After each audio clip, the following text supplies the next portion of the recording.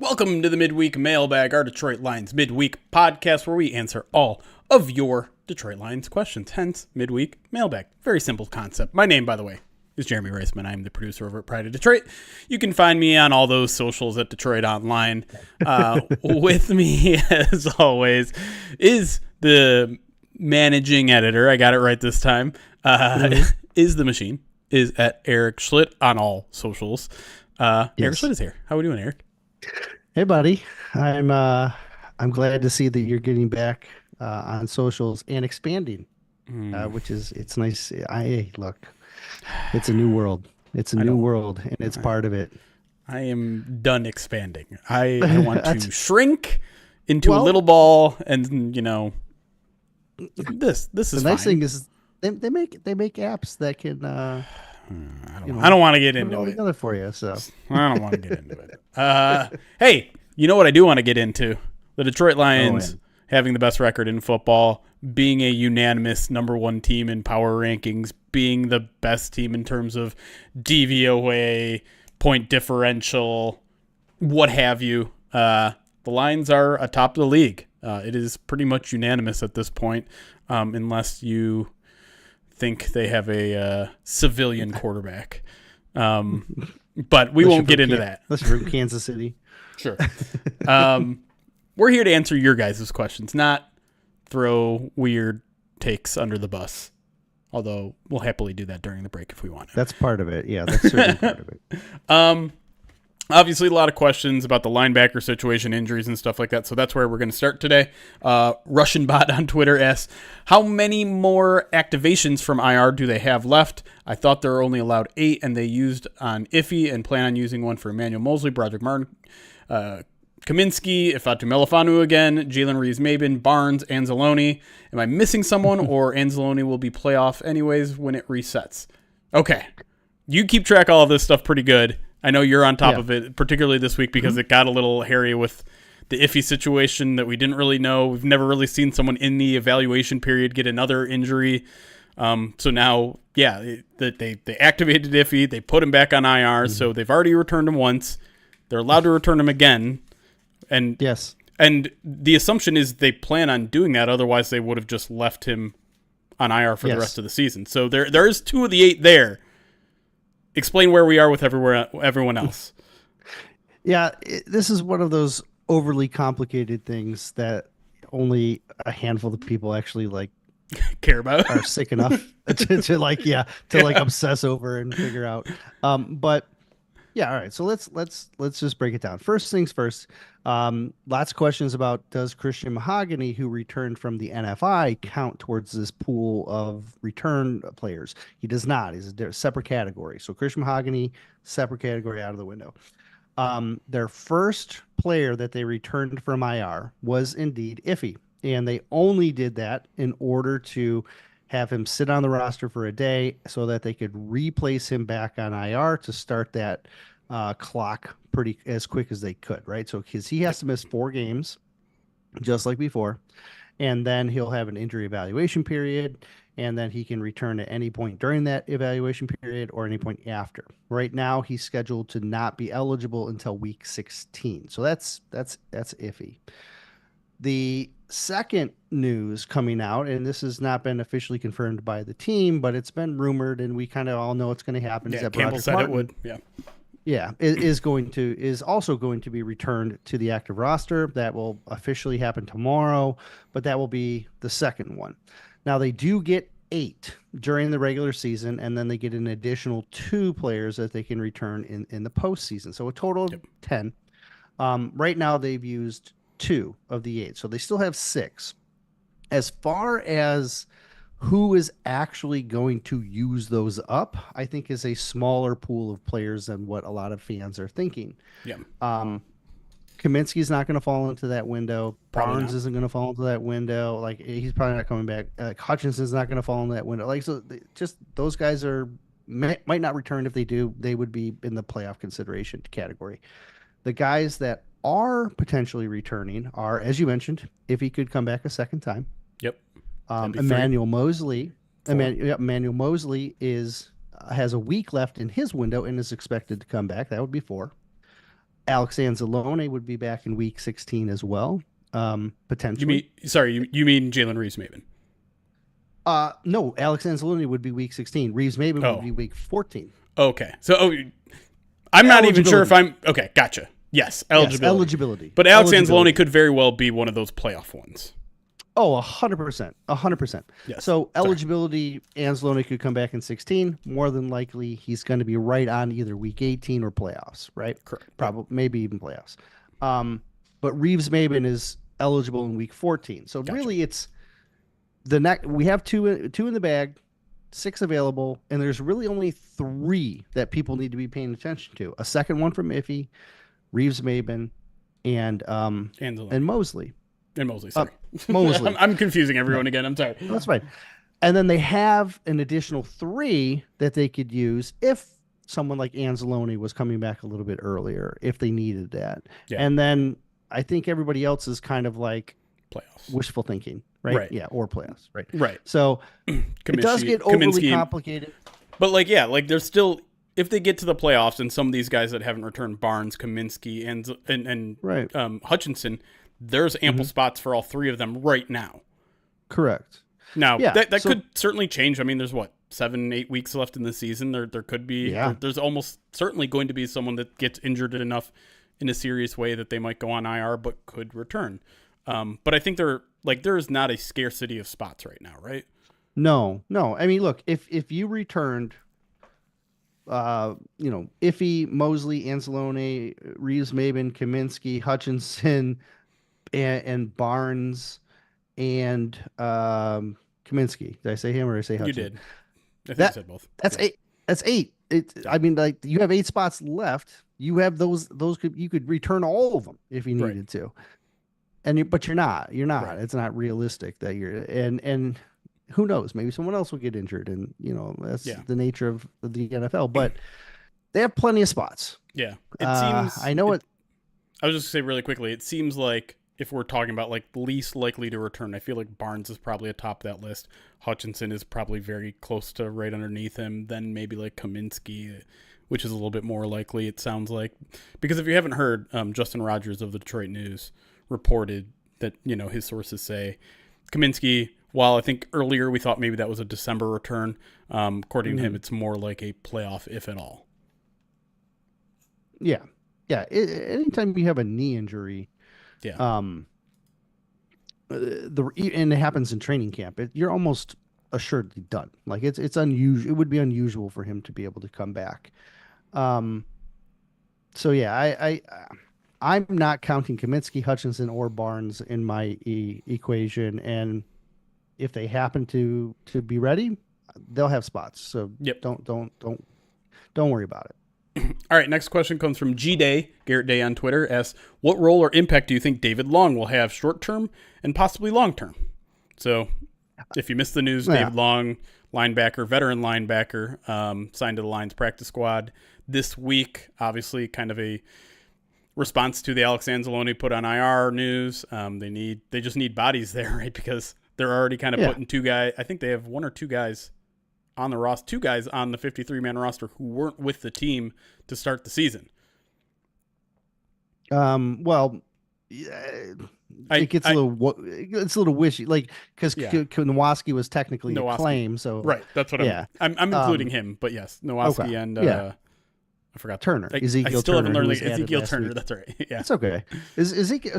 Ezekiel, like Ben Neiman, is a career special teams guy who is very terrific on special teams. He fills a Jalen Reeves Maben type of role. He's going to be Reeves Maben. He's already taken on the PP duties and punt protection, and he's already saw the field a couple times in coverage situations that we would typically see Anzalone. So you think of Turner as your Anzalone fill for now. Neiman and Nowaski. I'm sorry. Yeah, thank you, Jalen Reeves. There's so many of these guys that are right. Long story short, they have 7 guys on their roster, 7 linebackers on their roster. 2 of them are on the practice squad, right? Yep. Poplin and they use and they use 6 a week on game days for special teams purposes, which means either Boplin or Long are most likely going to be roster elevations so that they can play. Boplin has been signed to the active roster and released twice, Yeah. played in 2 games, never been elevated yet. So ironically, he's even though he's played a couple of games and he's lived on the practice squad, he still has all 3 elevations remaining. So we often wonder like why they're making those like weird moves on Saturdays, like those little unnecessary what Signs seem and to be cuts. unnecessary. Yeah. Yeah, That's why. this is why. All of a Yep. sudden you have 3 elevations ready for him. Either him or Long are going to be active in Indianapolis this weekend. One of them. And it's just a matter of which one can play special teams better and maybe get up to speed in a reserve role. So I think in the interim, like the immediacy, Boplin's probably going to have the advantage because he's been with the team for a while. He understands. He was with the team in training camp, so he's got that playbook down. Long is the more popular name. He's a guy who was wildly successful just a couple years ago. Led the NFL in run PFF defense. run defense, yeah. PFF run defense. It's interesting if you adjust it to like 20%, so it's like starters, like he's the leader. But if Yeah. you just do it where it's like anybody who can snap whatever, do you know who the leader was last year? No. Jalen Reeves, maybe. Uh-huh. Interesting enough. But again, you have to kind of weed out like if you only play like Yeah. 100 snaps or whatever, right? Like, you got to Right. weed those guys out. But Long was a terrific run defender, and that's one of the reasons why he became well known. He was, I think, the Athletics number 12 free agent just 2 years ago. Yeah. So like he was Signed a again, it 2-year, wasn't $11 million deal. that long ago that he was like a coveted player, and he just has not found a fit. Like he struggled a bit, got cut. And then this year he hasn't been playing very well, and his PFF grades are low. And sometimes with these guys, it's just a matter of finding the right fit. And if you yeah. don't fit in the right spot, especially as a linebacker, Right. so we'll see. Like if he is past, if he's lost that edge, then maybe we don't see him. Yeah. If he fits and all of a sudden can return and be a good run defender, yeah, I think there's potential because, like I said, it wasn't that long ago. He was a hot name. So Yeah.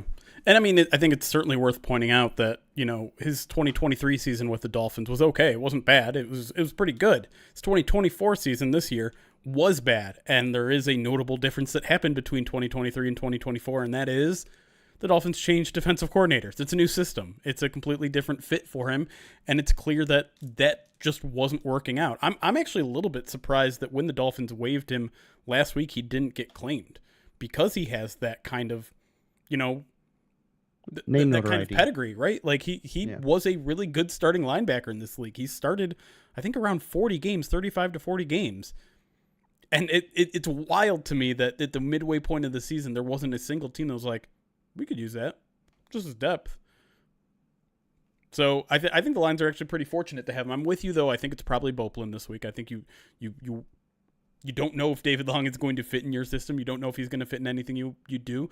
Right. And the way we've seen this team operate, like they want new guys in there to have a little bit of an acclimation period. Do your up downs, and if you're doing your up downs, it probably means you're not going to be going crazy that practice. So it'll take a while for him to get mixed in, but I do think like he could have a rotational role on the defense. Like I do think he could be kind of in a little bit. Like I know they're kind of loading up on players like this, but he's kind of small. Like he's 5'11", 225. I feel like he could be a little bit of like Malcolm in him. Like Sure. Just kind of like replace Malcolm on plays in which maybe they want to give him a rest, or if they want to continue to play Malcolm on the Sam like they did a lot against the Jaguars, move him back there and give a little weak side to Long. I think we're still far off from that, but Yeah. I think that's like the ceiling of what this signing can be, and I'm not going to overlook it as just like this is just some mid-season signing. You're not gonna know some out there. I think he has a chance to really make an impact. I think maybe the biggest factor in here that we don't know is when will Jalen Reeves maybe be back, because he has to miss 2 more games, but we don't know much about his injury, right? We don't really know anything about his injury. So is he only gone 2 games? Is he gone another one or two after that. Because if he's only gone 2 games, well, then David Long, that's probably about the time that Long is going to get acclimated. And if Reese Maben is there, there's not really necessarily an open role available for him at that point, other than special teams. Here's the thing that worries me about Reeves Maben is that Reeves Maben got injured, left the game, returned, and then finished the game. And then he was ruled out with a neck injury. Right. And so that type of injury and the fact that he played through it, like it could be something like, a little bit more long term than some of these other injuries that we're looking at.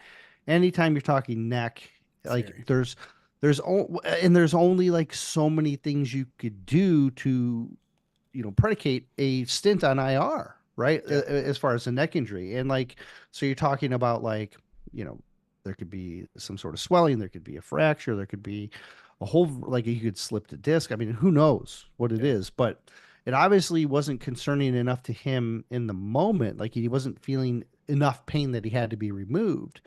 But at the same time, they must have noticed something in their follow-up exam that, again, predicated this long break. Like they saw something that was like, okay, we're done. You're done for at least a month. Like they were willing to, like, it's got to be something. It seems like it's something significant. But we have I don't want to speculate too much because we really don't know what it is. If it's just a swelling of a disc or something like that, can ease with time. If it's a fracture, then you're talking about like season, right? Or longer. So we'll see. Like ideally it's something short term and it's just a swell or whatever, but we have really no clue because Dan Campbell hasn't really talked about it. Yeah. And that might be something I asked this week. Just kind of catch up because I mean, like it's noteworthy, right? The Lions are shorthanded at linebacker. Let's figure out how long the guy that's gone at least 2 more games is going to be out, if beyond that. All right, speaking of linebackers, between the numbers, Anthony asked a question about positional value. It says, positional villain question. Jack Campbell is now forced to take the next step. Does ignoring positional value in the draft help this team battle against roster attrition over the course of the season by distributing talent throughout each layer of the offense and defense? I don't know if we can say it's necessarily something that goes hand in hand or if it's just something that happened by circumstance, right? But I will say it does speak to the point of this team is going to take the best player available in the draft, regardless of how comfortable they feel with the rest of their roster. Yeah. And it's a good reminder of how their focus for the last 3 years has been about building depth and how we're to a point in the drafting process where the first guy that they draft is probably going to play and everyone else is going to be reserve depth and develop. Right. And so, that was definitely all part of the game plan, long term from this front office. I don't know if it was necessarily. I think they look. If it's more about them just saying we're going to take the best player on our board, and it's consistently. That's how you become a champion by just adding talented players. Yeah, it's an interesting question because I'm with you. It feels a little bit like happenstance. Like, okay, it's nice. You have now a linebacker that's a first-round pick who's going to essentially play every single snap from here until, the injuries clean up and maybe just from now on, right? Like, he's kind of gotten to that point of development anyways. But at the same time, if the positional value stuff, which I mostly adhere to and think is a smart way to guide your drafting principles, is not a strict thing, right? Like if you're a team, you're not just drafting edge rushers and quarterbacks and wide receivers in the first round and only those positions, maybe offensive tackle as well. You're not only drafting those positions in the first round. Even like the most strict analytical guys aren't saying these are the only positions you can draft, right? It's more of a guidance. Like if it's a tiebreaker, it's you have these 2 guys that are similar in talent level. Which one do you want to go with? You probably go with the offensive tackle over the defensive tackle or linebacker or whatever, or running back. But at the same time, there is a necessity to build your entire roster, build that depth, make sure you're getting premier players at every position, at as many positions as you possibly can. So, yeah, I think there's still a place for positional value and what the lines are doing. I don't think necessarily that what they're doing runs completely counter to what analytics say you should do. Now, it's certainly in contrast, right? Especially when you go running back, linebacker in the first round. That's not exactly spitting in the face of positional value, but it's like it's certainly challenging it. Especially when you go tight end, safety as well, which is where two more positions where like I don't know. But I think you're really starting to see a couple things. One, I think you're starting to see kind of like a safety renaissance a little bit, especially with teams playing so much too high that those are the guys that the plays are getting funneled to most of the time. Tight ends are taking over early in their careers now. You look at what Michael Mayer is doing over there with the Raiders. Like, I think you're starting to see positional value shift, and that's what happens in the NFL, right? That's it's a cyclical league where at first you want to get small and fast, and then all of a sudden you want to get big and strong, and it just goes back and forth and back and forth and back and forth. So I think what people have to realize is that positional value is not a static thing, right? Brock Bowers, you're right, Chad. I'm sorry, not Michael Mayer. I get those. Michael Mayer was highly rated at the time. Right. He was one of the top 4 guys. A lot of people had him ahead of Laborda. Yeah, whatever. It's draft stuff. I don't know. I do think that Brian Branch is going to make teams reconsider. Yeah, because I agree with you. The hard shift to 2 high safeties, and then the emergence of guys like Branch. And Petrie, Petrie is killing it in Houston too, man. Yeah, and again, you're going to need the way college is set up is they have a lot of those nickel hybrids in those slot type roles, and so there's more of them available when you start talking about at the next level. And so, yeah, it's if this shift happens at safeties like we're kind of anticipating, it's another feather in the cap to Brad Holmes to being slightly ahead of the curve here. And, we'll see how it keeps going because I do agree with you. I think we're nearing a point where we're going to start to see shifts in wide receiver value, shifts in running back value over the next couple of years. Yeah. I mean, I hate to say it, but like, look at some of the best teams right now and their running game and how much that is contributing to how good they are. And this isn't me cashing in on the Movember reward where I have to talk about running back value. No, but look, what's the counter to 2 high safeties? Run, right? Yep. And so like that's why it's why the Lions are beautiful because when the league wants to counter to 2 high, you can run on them, and then when they want to drop them, you have an over the top, and then when they want to stretch to cover the over the top, then you gash them with guys over them. Yeah, there's nothing they can do. There's nothing. Nothing they can. It's pretty big. All right, one more before we go to break here. A little extended first segment here.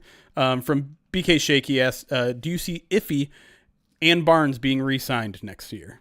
Now, I think we can probably get Iffy out of the way pretty quickly here because. Well, look. You're talking base incentives on game checks and markers. Same thing we talked about it last week or a couple weeks ago. Yeah, when we were talking about like Davenport.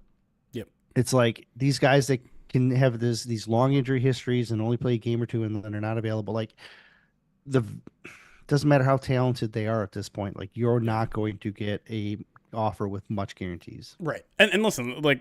I'm not saying that there's no chance Fatu Melifon gets signed. If there's anything we've learned about Brad Holmes, it's like he'll roll the dice on guys with long injury histories if he thinks they're a good fit. And if he is a good fit, like there's a reason why we were all 24 hours ago or 48 hours ago being like, hey, like I know it sucks about Alex Anzalone, but maybe this is Iffy's opportunity.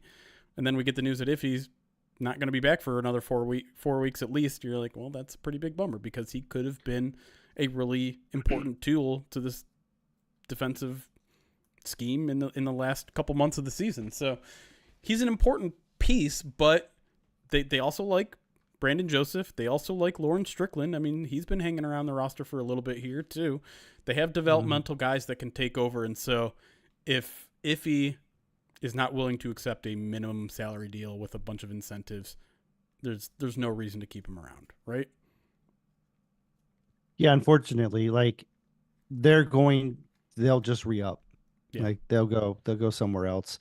They'll look to the draft. They'll try and add a free agent who meets their parameters. Like Yeah. it's they're going to have a guideline of what they think his value is, and I gotta imagine it's going to be low because they're going to know every nook and cranny of his injury history, and Yeah. they won't budge off what they believe.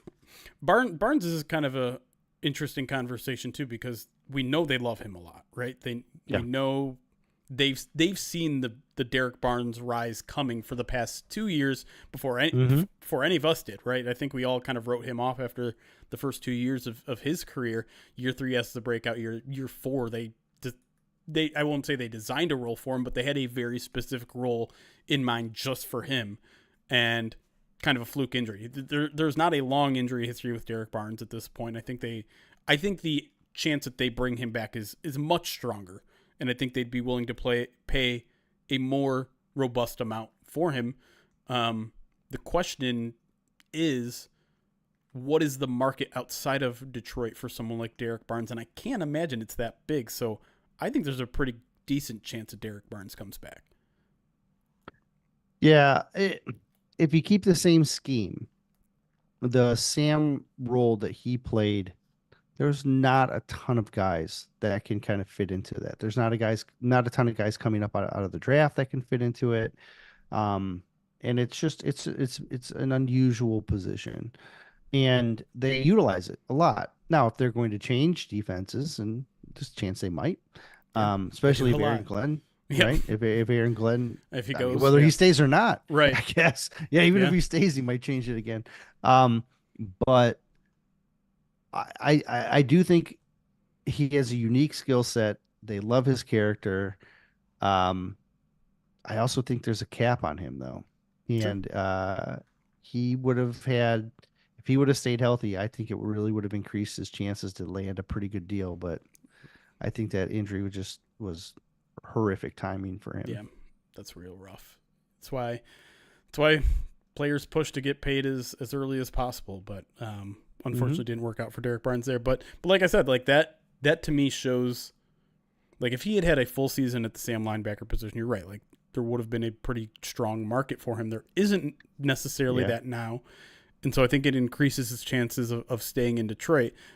And Detroit isn't one to skimp on paying their players, right? Like I think if they think he's recovered from his injury and they want that role in their defense moving forward, I think they're going to be willing to pay for it. That said, there are other things they have to pay for. They need to pay for an Aiden Hutchinson extension. They might have to pay for a Carlton Davis extension. There are a lot of tough decisions to be made and balance the books for. But thankfully, that's not our job, because that's tough. But the Lions can find ways to do it. There's always creative ways to cook the books, and they're in a relatively good cap situation, right? There's no real bad contracts on the books. So I think it's a good problem to have. 2, I don't think it's as much of a problem as maybe some people are making it out to. All right. I'm with you. And with that, let's take a break. When we come back, we're going to talk a little bit more about the Aaron Glenn situation and moving forward. We're going to talk about the Lions' spot atop the mountain and who could potentially challenge them for that. And we'll talk a little bit about Indy coming up this week. So we'll be right back here on the Midweek Mailbag.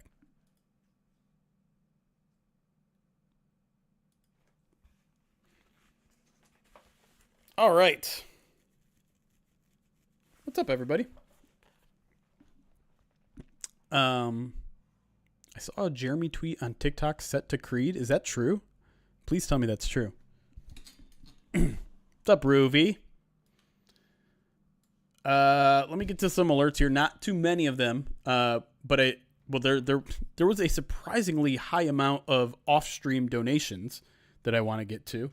But let me get to the Twitch ones and YouTube ones real quick. Drew Aghetti, thank you for subscribing on YouTube. FBG, thank you for following on Twitch. Daster, thank you for following on Twitch. Nick the Greek, 100 bits. I'll try. So I was watching the Cowboys-Texans game yesterday and saw Jeff Okudah get torched for a touchdown on basically his first play back from IR. I remain convinced that the torn injury, I'm just going to say, that Okudah suffered at Ohio State simply never healed. Thoughts? He said a very specific part that I will not say. No, I figured. Look, it's a lot of these guys will suffer injuries and then not get them treated, and then they become problematic career enders. Like, it's not uncommon for it to happen. Is that the case here? I have no idea. Right. But it certainly happens. And if I'm not mistaken, I checked about 3/4 of the way through the game. I don't know if he came on the field after getting burned on that play. Like, he played 4 snaps when I checked in the third quarter. Let me check right now on PFF, because I certainly noticed that play happen. And then I was like, where is he the rest of the game? He played 13 total snaps, 9 coverage snaps. So maybe he came in late in the game, but I think it's clear he got benched at that point. Or maybe he was always just a sub package guy. Yeah. He didn't start the game. I would first game back. That's not unusual to see that low number. Yeah, I was not happy to see that. I felt bad. He played a lot of special teams. Played 16 special team snaps. So I guess he was available. Maybe they were just limiting his defensive snaps to 12. What did I say before? I thought it was more than that. 16. Oh. PFF is weird. Anyways. Caleb Whitwer, thank you for the 25 months subscribed on Twitch. And then I will get to the donations. Sorry, got a message that distracted me. Where do we start? Right after we ended our stream on Sunday, Evan donated $100. Says, "Hey Jeremy, awesome cause for the donation to the Rogal Cancer Center. I'm a longtime listener and a fan of Pride Detroit and first-time subscriber. I discovered you guys back in 2020 and have been listening and reading articles ever since. I live in Western New York, and all you guys at POD do a fantastic job making me feel a lot closer to the Lions community all the way out in Western New York. You guys are by far the best Lions content. Keep up the excellent work." Thank you, Evan. Appreciate it. Very generous donation and super nice message. After we went off stream, in fact, at 2:30 in the morning, Miguel continued the $52 donation chain that we had going for the 52 points scored, which I thought was very fun. And I think we ended up with, I want to say 13 different people donating $52, wow, which is awesome. Miguel says, thanks to everyone at POD. Swag Kazakage donated $25. Says, and we'll have to save this for when Ryan is on, he wants Ryan to write, "I was wrong about Kyle Pitts" on his head. Oh, that's Ryan Walsh, $100 donation, says, "I appreciate you guys coming on the show. Just wanted to support the cause in addition to having you on the show to promote it." I think that's the radio show in, I want to say mid-Michigan, I think, that Ryan was on, I want to say. I think that's right. I hope I'm getting that right, Ryan. I'm sorry if I'm not. Then we had an anonymous $415.03 donation who says, "What time in the morning?" That was at 2:26 this afternoon. Oh, gosh. Says, "Another egg for Erik's mass egging, please. Plus, draw a Colts horseshoe logo on your face with a line through it." That doesn't necessarily have to be you, I don't think, necessarily. And then we also got a $100 anonymous donation with no message shortly after that. So in case you couldn't do the math there, we crossed over $16,000 off stream, which means another spin on the Wheel of Pain. We're just over $500 away from another 1,000. So we could theoretically do 2 spins on the Wheel of Pain here.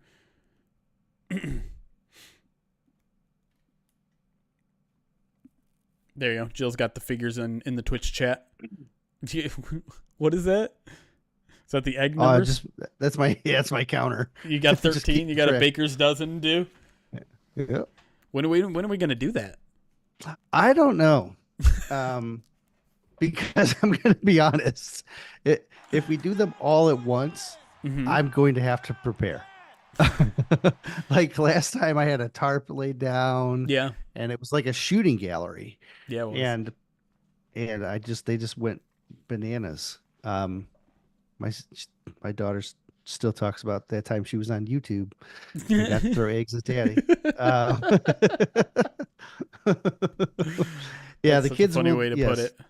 the kids are very much going to be doing it again. The question is, what I wasn't sure of is, do I just stockpile them all up and just do it all in one shot and then just let them go absolutely bananas? Because I think that would be the most hilarious. Yeah. Um, as opposed to, but I don't want to take joy away from anybody who wants, you know, something more immediate.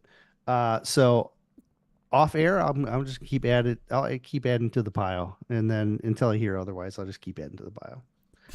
Fair Yeah. enough. Now that I have my third daughter is now old enough, she's going to get in on it too, and she is a spitfire. So How's her I'm fastball? expecting, dude. She is the most athletic of the three by Really? far.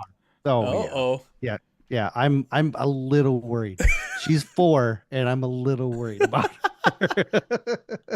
that's amazing. her. Just to kind of like recap, in case you don't know what we're talking about, during all of November, we're raising money for the University of Michigan Local Cancer Center, particularly when it comes to their men's health department. Um, you can donate either by scanning that logo in the bottom right or hitting the exclamation point donate in either of the YouTube or Twitch chats. There are things to be gained with your donation. Let me go through them all really quickly. All right. So, one is we have specific milestones that we're going to hit, that we're hoping to hit. We've already passed Flea Flicker Day, which means I'm going to play an entire game of Madden, only throwing flea flickers, and also watch a bunch of flea flicker compilation videos. I'm going to do an apology video saying that running backs don't do matter because we got $10,000. That's easy now. Now that We'll see. I mean, it's a little easier than it would have been if it happened 2 years ago. We passed $15,000, so I think we're going to try to do this Monday during the next POD cast. We're going to do the Sprite No Burping Challenge. At $20,000, Ryan and I will do a stream where we are just watching old Lions games and commenting on them for an indeterminate amount of time because we thought that would be fun and just to Like go down memory lane. like the what was it? The old videos where they used to put the screen and then you had like what was that called? Oh my gosh. Like Um pop-up video? no, Mystery no. Science Like Theater? Mr. Science Theater. Thank you. Yes. Is that the plan? Oh, Sure, nice. kind of, yeah. Sweet.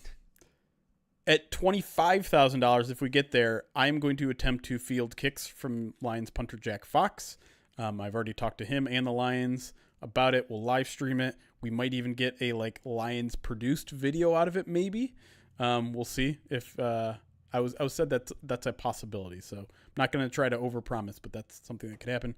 30,000. I will eat about 6,500 calories in a single day doing an offensive lineman meal challenge. Essentially, I'm going to ask one of the offensive linemen, give me what you eat in a day, and then I'm going to try to match it. 35,000. So we're about just under halfway there. I will eat what I am calling the JMO milkshake, which is his burger McFlurry combination combined with it. You might remember his gross looking hot Cheetos covered in Rotel dip combination. I'm going to throw all of that into a blender and try to drink it. 40,000. Eric's wife is going to change my dating profile to something, and I guess I'll share it on stream. She's already taking notes. Great. Like she's already prepared for us to hit that marker. Great. 50,000, which would blow anything that we've done out of the water in the 3 years we've been doing this. I'll get an actual Movember tattoo, hopefully of the Lions logo or of the Pride Detroit logo with a mustache. 60,000, I will shave my head. And if we somehow get to 75,000, which is, you can see the goal at the top, I will eat what is called the world's smelliest fish. And I don't know how to pronounce it, but it is the grossest looking thing in the world. And there was a YouTube video that I linked to in the Pride of Detroit post where people were nearly vomiting just at opening the can of it because it smelled so bad. So I still think the $100,000 suggestion is I know you didn't take it serious, but I thought there was $100,000 suggestion that was pretty funny as well. I Do don't you remember what I'm talking about? I don't. Okay. It involved Bill Belichick. Oh, the mermaid thing. Well, you know what? If we get that far, we'll discuss it. The mermaid fisherman Halloween costume. Yeah. I think it's a Swedish thing. If you're wondering what the world's smelliest fish, it's like surströmming with one of the O's with the umlaut over it. Surströmming. It's if you're interested in it, Google it. Beyond that, there are also individual things that you can gain. We're just gonna be doing random giveaways throughout the months. We've got some trading cards. We've got I just picked up a David Montgomery bobblehead from the game that will be one of the random drawings, and there's no necessary entry for those. We'll just be doing them on some of these live streams. There's a Roomba up for grabs. I'll give away a jersey of your choice. I have a Righteous Felon snack pack that has a bunch of snacks in it, not just Righteous Felon snacks. Subscriptions to Twitch and YouTube are on the line as well. We'll be giving those away periodically throughout the month. We're kind of running out of time here, so I should probably start giving more of that stuff away. And then on top of that, maybe some of the more fun things that you can earn with your donations. A $25 donation, you can request we write anything on our face. A $50 donation can either mute one of us for a minute or make us talk in an ASMR voice. And a $100 donation, and I'll change my background to whatever you want as long as it's appropriate. $250 donation, and Ryan will write whatever you want in his whiteboard over and over again, like Bart Simpson. And then the most popular one is a $300 donation, which allows you to choose one of us to smash an egg on our heads. And that's about it. Someone had a question. Oh, the mega stream. I haven't set an official date on it yet, but I'm aiming for the 30th. Saturday the 30th. Oh, really? Yes. That's different than what we had originally talked about. I think it is. It's last day of the month. Oh, yeah. It's Michigan, Ohio State, which kind of sucks, but also who wants to watch Michigan, Ohio State?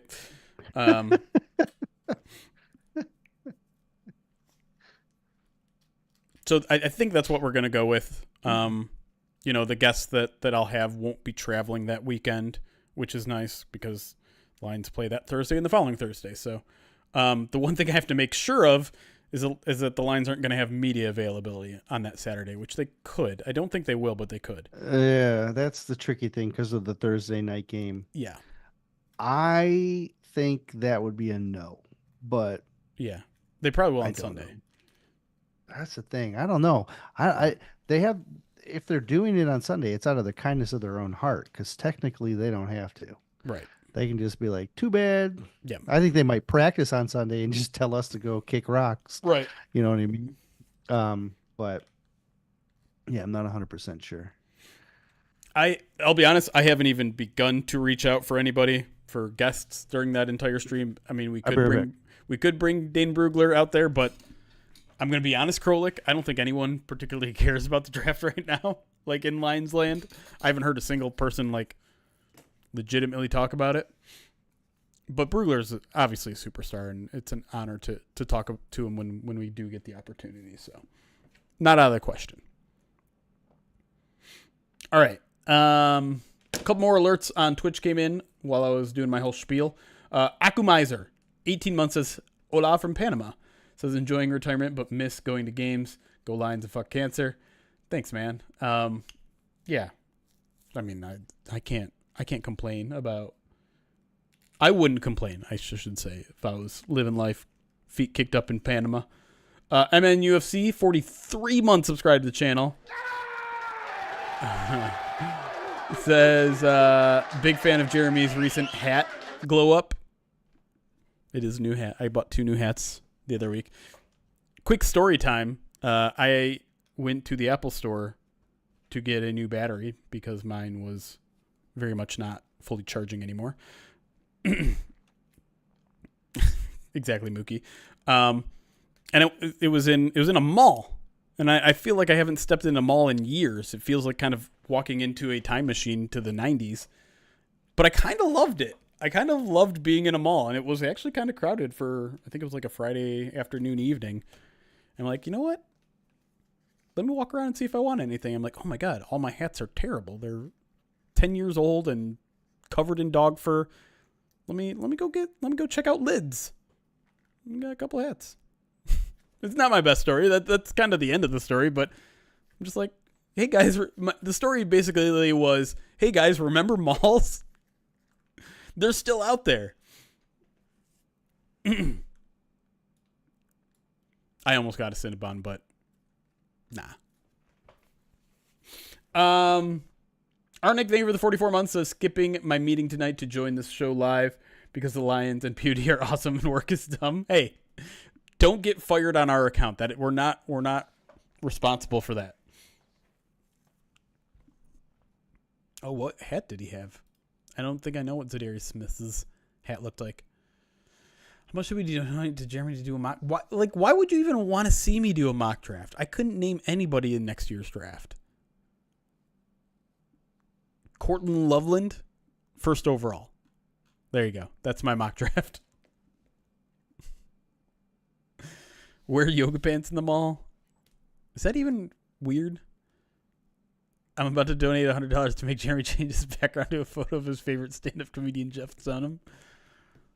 Please don't, but also if you want to, go ahead. Nap Dance Queen did donate $100. It says, missing the balloons from the post-game video. Can you make your background just a bunch of balloons? Oh, look at that. My wife decided to make a huge one. But that's whatever. I didn't want to forget about it. It kind of looks like your anti-saxophones. It looks, she added the little dots on the horseshoe and everything against my advice, but yeah, whatever. I'll just face it. Why do you hate saxophones, Erik? Trombones are better. All right. Let me see if I can get some balloons in my background. Isn't it the peace sign? Wasn't that did it? Like it was, but I had to be on my. I think it's a Mac thing, and I'm not on my Mac when I'm at home. I'm on mine. I'm like, why is mine not working? Is it because I'm not the host? Well, it also wasn't Zoom. We don't record our post things on Zoom. I don't know. Yeah, it was ridiculous though. The timing was pretty good though. They were all really good, except like when we changed focus to talk about Alex Anzalone. I'm like, I literally said something like, something. It's not something to celebrate. Yeah, and then it shows up. I'm just like. And then it was like balloons. I have to get a good balloon image that's wide. If you don't know what we're talking about, it was the Pride of Detroit direct video this week from Ford Field. And if you don't know what we're talking about, you just outed yourself as a non-subscriber of Pride of Detroit Direct. Fix that. Or someone didn't open their email. That's also possible. That's also true. Man, there are not a lot of landscape photos anymore. Stupid phones. That'll work. Inflatable balloons. All right. I have to change the scene real quick, so say goodbye to Erik for like 2 seconds. Oops. I hear child. Do you hear what she's saying? No. What'd she say? They're not going to be able to see her. That's right. Say hi to Jeremy. Say hi. Hi. What did you ask me? Mommy said I have to give you a kiss. Give me a kiss then.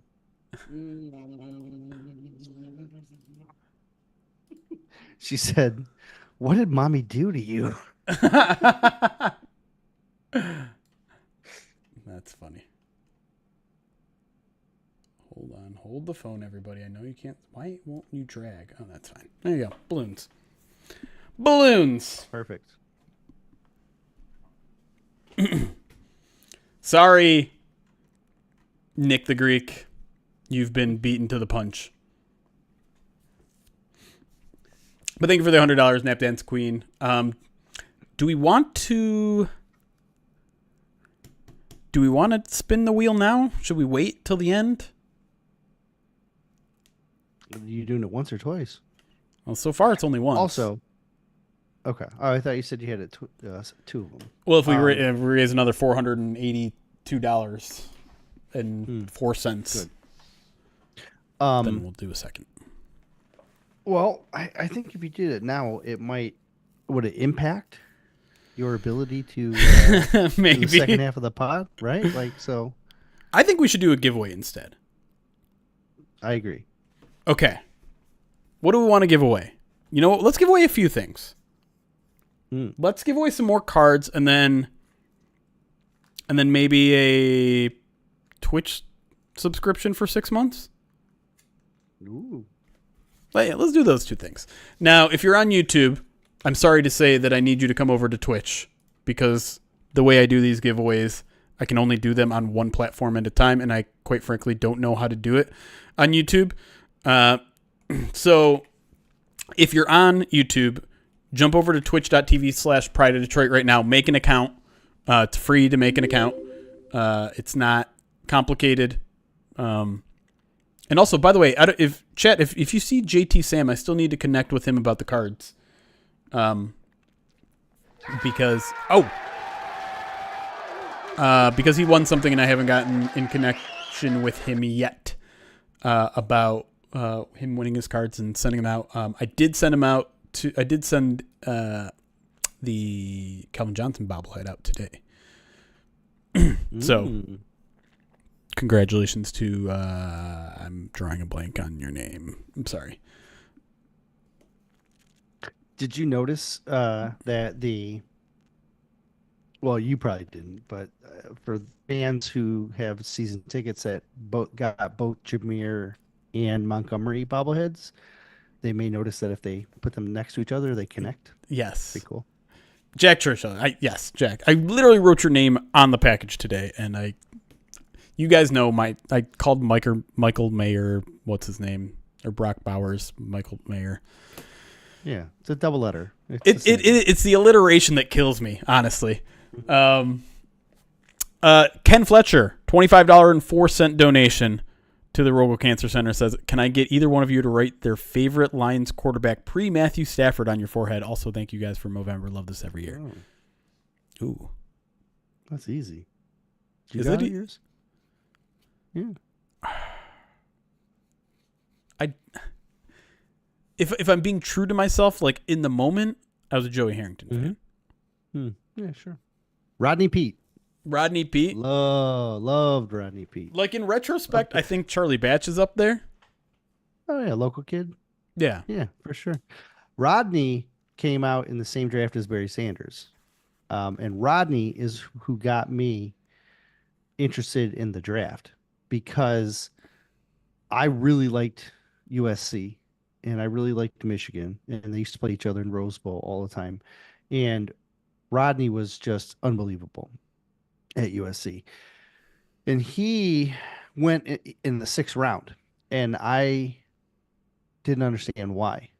And so my mission at that point, when Rodney got drafted in the 6th round, was to figure out why. Why do good college players get drafted late in the NFL? And that started my journey down my draft experience, and I've been focused on that since. So yeah, that was the butterfly effect of you becoming a draft guru. Rodney For Pete. real, it's got me to where I am. Rodney Pete getting drafted in the 6th round. Our good friend, and we can say good friend now because the Lions finally beat the Seahawks. Our good friend Mookie Alexander with a $71 donation to the Rogal Cancer Center says, can't wait until they name the stadium Jeremy Reisman Field by the end of the decade. We're working our way up there. We got media recording room, much to the other person on the Zoom call's dismay. Always the bridesmaid. A2 Lions, $100 donation to the Rogal Cancer says one of the top podcast pair covering the Lions, Erik Schlitt and Jeremy Reisman. Hey, I appreciate that. Thank you so much. I'm going to pretend like I'm not taken by the slight of one of the. I'm kidding. It's a nice compliment. I didn't even hear it. I just heard the best. That's all I heard. No, there are a lot my of fantastic hearing. people who cover this team, and I say it a lot, and I truly do mean it. I do think that Lions fans are a bit spoiled by the people that cover this team. Sure.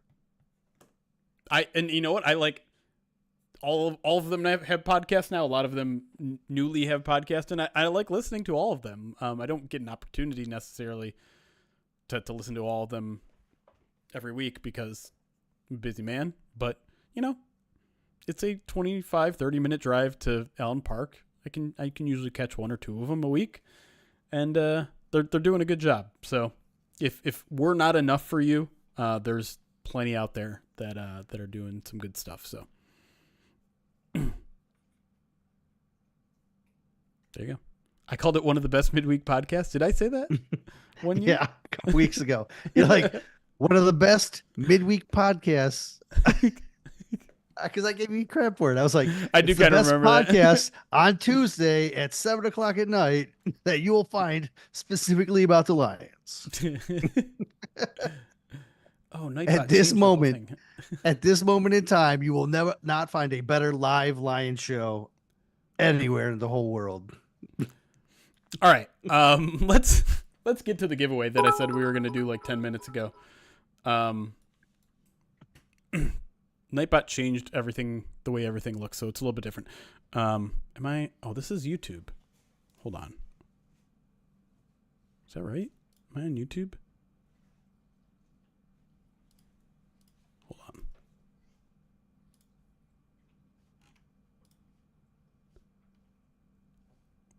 Giveaway.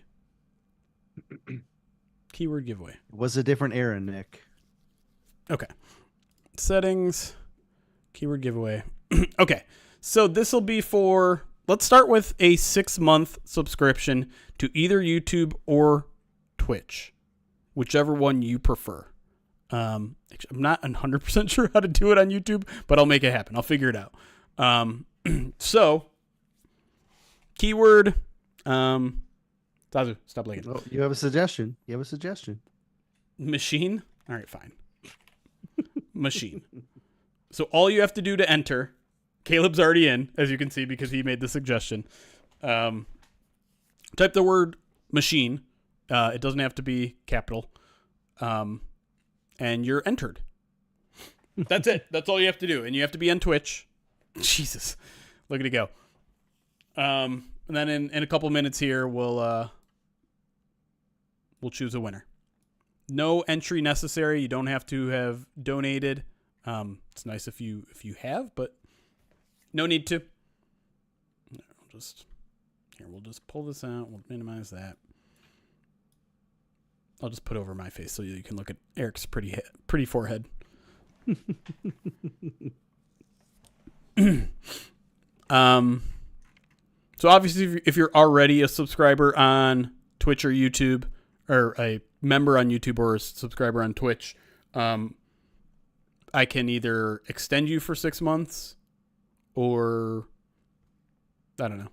You can just for the rest of your current subscription, we'll let that run out, and then once it's time for you to resub, just let me know.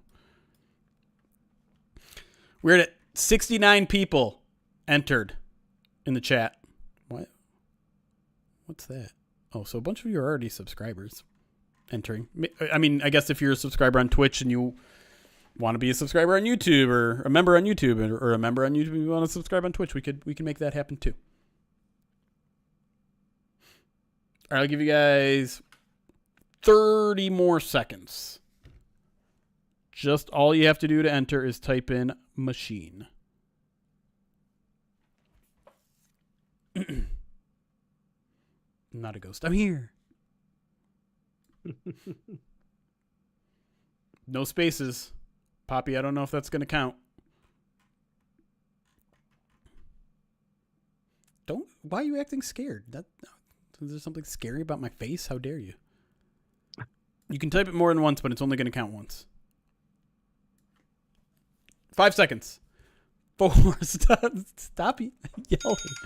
All right. Here we go. Choosing a winner in 3, 2, 1.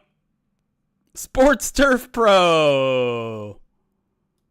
Sports Turf Pro. Thank you for entering. Are you a subscriber? Hey, there you are. Hold on. Let me pull up the Twitch chat. Why are you eking? You won. Excitement. People do that when they're excited. I guess so.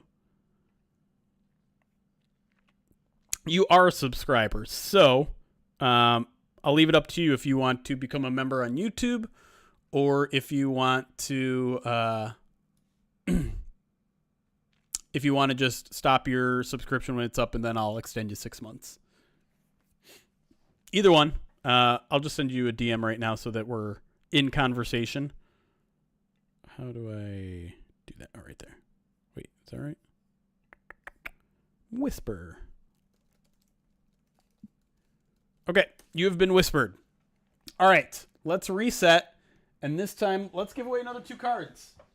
Let's give away a pair of 1 Aiden Hutchinson, 1 Jamison Williams card. Same draft. Hold on.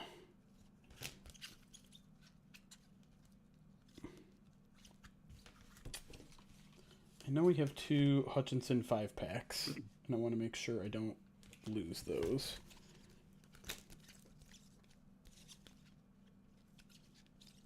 Okay.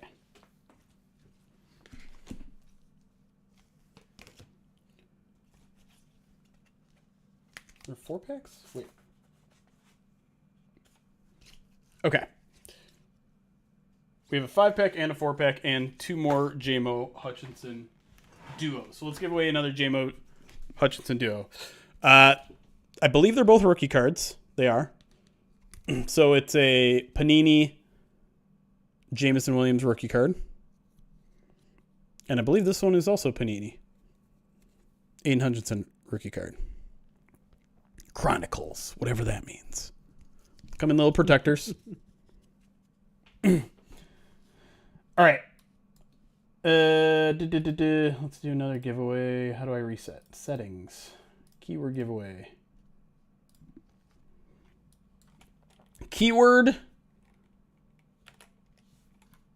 Waymo. W-A-M-O. I'm sorry. W-A-Y-M-O. Oh my God, I can't type.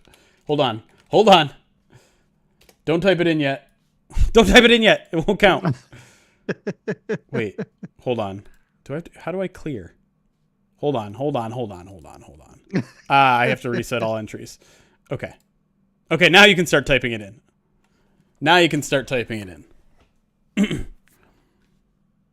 Here, let's make it skinny so you can see both of our faces. That's what I should have been doing the whole time.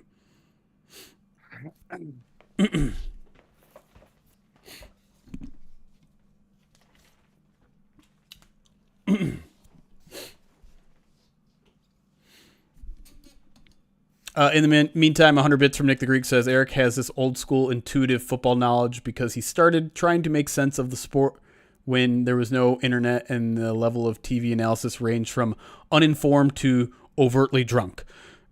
Every single beat writer back then was worse than Carlos Monarez. Yeah, it was. The level of discourse, I think, undeniably has gotten better, right? W-A-Y-M-O. W-A-Y-M-O. Make sure you get that Y in there if you're typing in the chat.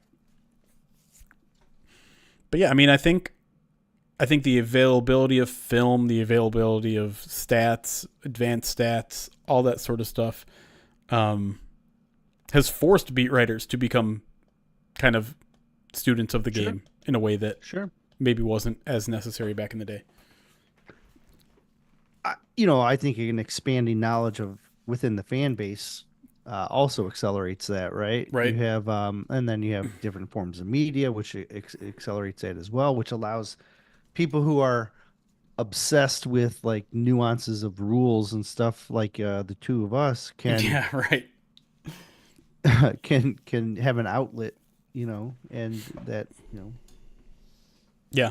it's because there's not a I don't know how many other beat writers were out there trying to answer these questions like live in the moment about I was just about to say that. Like, I wonder how many people were texting people in the Lions organization being like, hey, how does a IR clock start when you're already in the middle of an IR clock? Like, how does all of that work?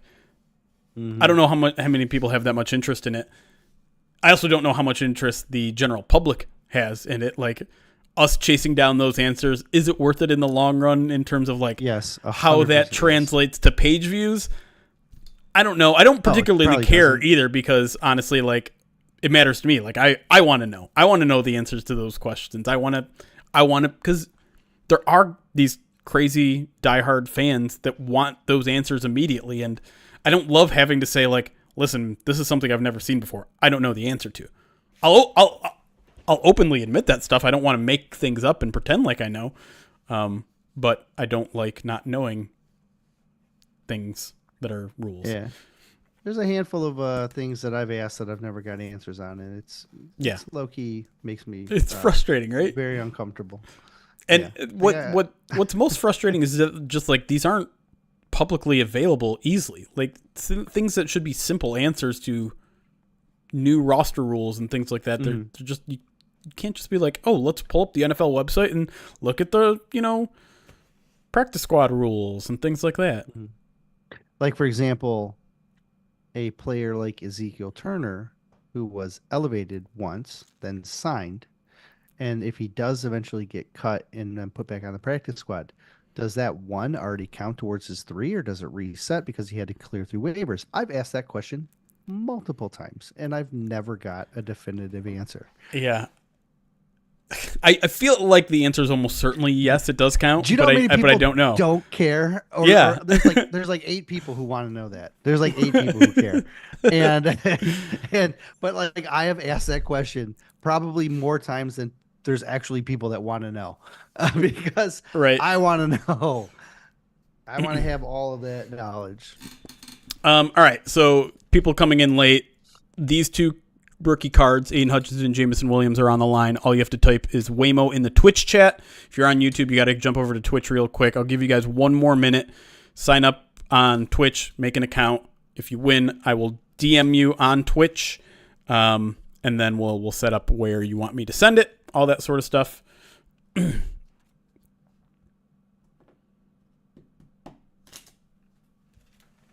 We are up to 81 entries. And I'll scroll through the list here in case you want to know if you're in it or not.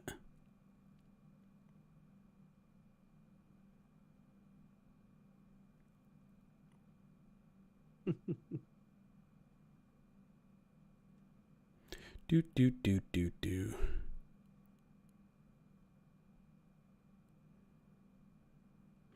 What other line stream? Look, you guys have greater than a 1% chance.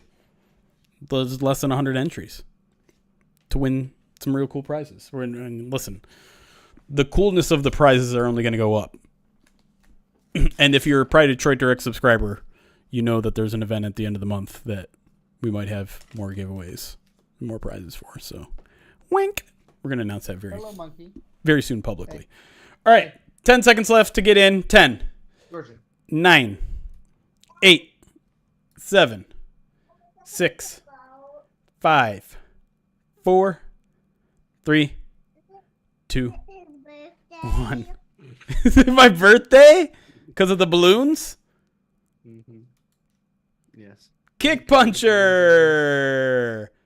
Love giving it away, a prize to a fellow community fan. I'll DM you real quick, Kick Puncher. If you want to say something in the chat really quick so I can see you. Okay, hold on. So you gotta make a jet and one on foot to make a paper boat. There you are. Do. Congratulations, Kick Puncher.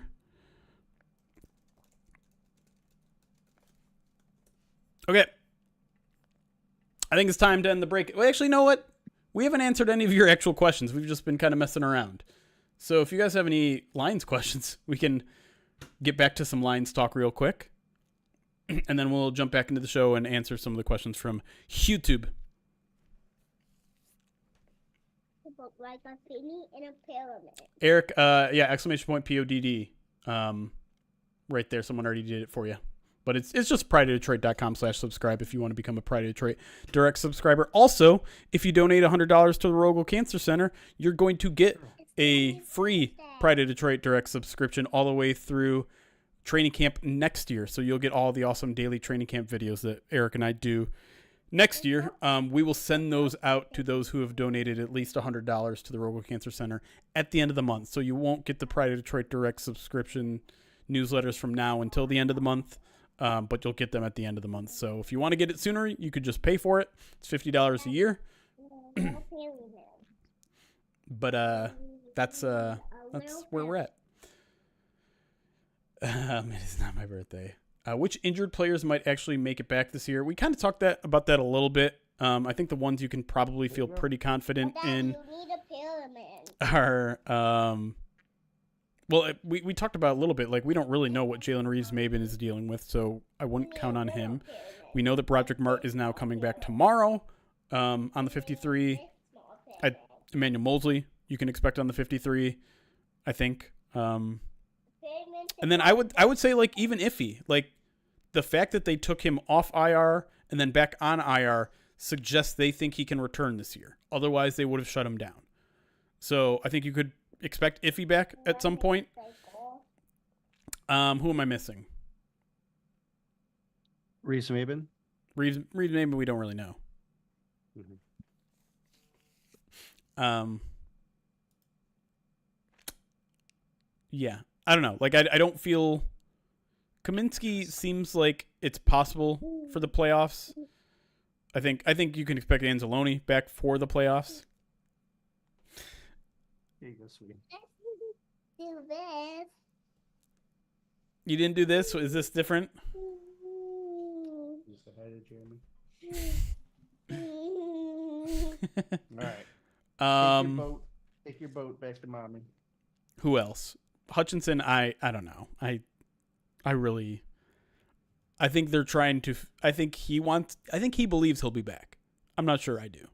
And this isn't like reverse psychology or anything like that. I think it's really hard to come back from his injury in 4 months.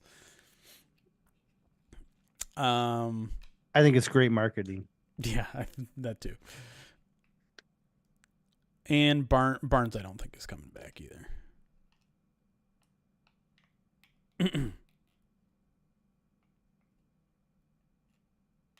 There was another good question that I missed. Zylstra and Laporta, what is there something with Zylstra? I've had a couple people mention Zylstra. Yeah. What happened? Neck left at the end of the game with a neck injury. Did it get announced? Yes, at the very end. It was like everything was crashing down at the end. Right. Robinson got a concussion. They announced Robinson concussion. Well, they said Zylstra neck, and the game's over. He's being evaluated evaluated. Yeah. So not necessarily.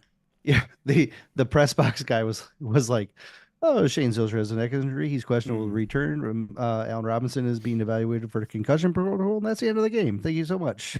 Oh, I was already one foot out the door at that point. It closed so quick at the end there that like they were just throwing stuff at us at the end. I think there's a chance Laporta comes back this week. It's kind of more speculation than anything on my part, but Dan Campbell did not seem overly concerned when the injury happened, and I know he didn't practice at all. Yeah, he was even talking about D got the day-to-day. Yeah, day-to-day last week was considered questionable for most of the week. So I would imagine He's got a chance of coming back. Yo! What happened? A $500 donation to the Rogel Cancer Center from an anonymous donor who says, "Keep up the good work, Eric and Jeremy, and the rest of your crew have been a Lions fan since landing in Michigan for school in 1989 from India, Wow. just in time to see Barry get drafted." That's a heck of a time to jump aboard, and I bet it feels even more rewarding and now. Rodney Pete. And Rodney Pete. Same draft. Wow. Wow. Okay. Well, now I kind of think we have to do at least one spin of the Wheel of Pain now. Dang. Appreciate that, Anonymous. Fantastic. Yeah, that's a difference making amount of money. So very much appreciate that. Yeah, let's spin, I guess. Is that what we want to do? Was I in the middle of doing something else? I feel like I was in the middle. Did I finish the answer to the question I was answering? Injuries. I don't know. You were talking about Laporta coming back. Oh yeah. I don't know if you had any other thoughts on that or if that was just the end. Not really. They don't need him. Positional value. They don't need tight ends. Yeah. To hang 52 on one of the worst teams in the NFL. I talked to Brock in the locker room after and was like, "Hey man, when I looked at this defense and their ability to cover a tight end and Sam not playing, I had a feeling you were going to have a good day." And he gave me one of these like like I knew that too. Yeah. All right, I need to adjust the Wheel of Pain a little bit here because I'm not sure I have any more pickle juice. I think I'll do a dog treat. I'm not going to do what I did last time, which was dog kibble with milk. That belongs on the Wheel of Extreme Pain, I quickly learned. No way. That was a terrible mistake on my part. I could put on the... Do you want me to put on the hat and the shirt that some of you might know what I'm talking about? Where did that go? I thought that was one of the options I made.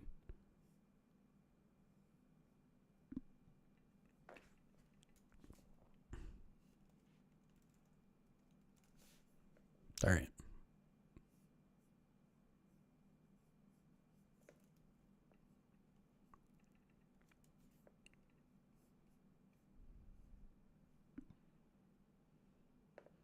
What did Laura say?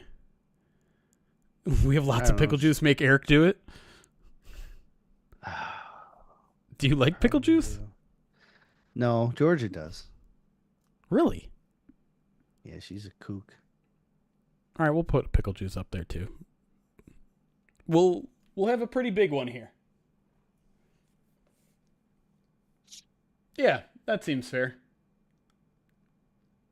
It's more fun with a lot of options here. All right, let's spin it.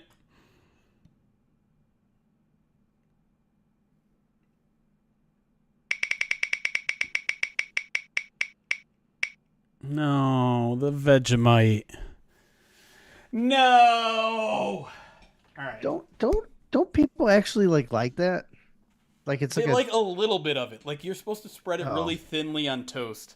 I take a whole dang spoon of it. Why? Maybe we should just make some toast.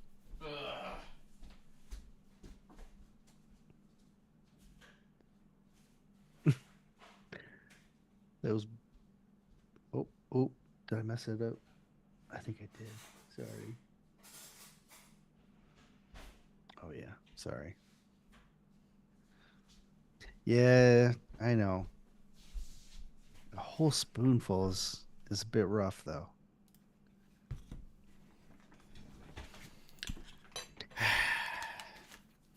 Sorry, man. Make some toast. I don't even have bread. I was supposed to go grocery shopping today, and I got lazy and didn't. Now I have to do it tomorrow morning.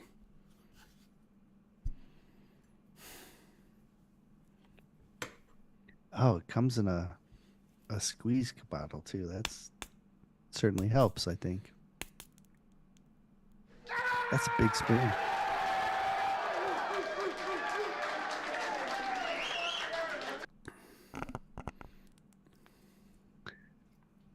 Oh, I don't know why I thought it would be like a light brown color. No? No, it's pretty dark. It's dark brown, much like my hair color.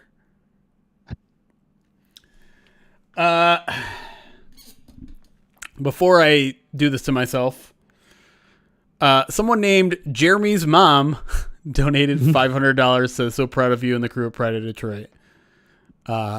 Man. I have reason to believe that's probably my actual mom and not someone trolling me. So that brings us up to $17,714 donated to the Rogel Cancer Center, just under $300 away from a third spin on the Wheel of Pain this stream. What are you looking at? Laura has been hysterically laughing ever since your hair color joke. That was I know that was just for her. Yeah, it was. Like she just now gathered herself and walked over to check. What did I call Loveland? Someone on YouTube is roasting me for how I said Cortland Loveland. Because someone said like, "Oh, I want to see your mock draft, Jeremy." And I said, "I don't know, Cortland Loveland first overall. That's all I know in the draft." Now, Keith on YouTube says, "Breaking: Jeremy Reisman is mocking Corton Loveman to the Lions in the upcoming draft." Okay. It made me laugh. He can hear you. Hi, Laura. It's your best joke ever. Thank you. All right, let's just do this before I forget. Shaped like wings. Look at Jeremy. He's gonna eat some yucky Here food. comes the airplane. Bzzz. That's not the sound an airplane makes. Oh, say, oh boy. Oh boy.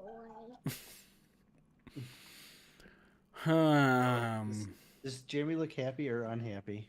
I'm happy. Unhappy. It's really bad. It's so much. What about it makes it bad? Because I've just- not had it. It's like, I think I likened it to this last time. It's like drinking like a quarter cup of soy sauce. Oh, so it's really salty. It's super salty and yeasty. Hmm. They do have like salt over across the pond. Oh my gosh, child. Is it Colston Loveland? Yeah, Colston. Oh, okay. So I did get his name wrong. I thought it was Cortland. Listen, I don't like college football. I think I've just come to that realization. I don't like it. I don't make any time for it anymore. Mm-hmm. Oh Poor God, no. Jeremy. No. Ah. No.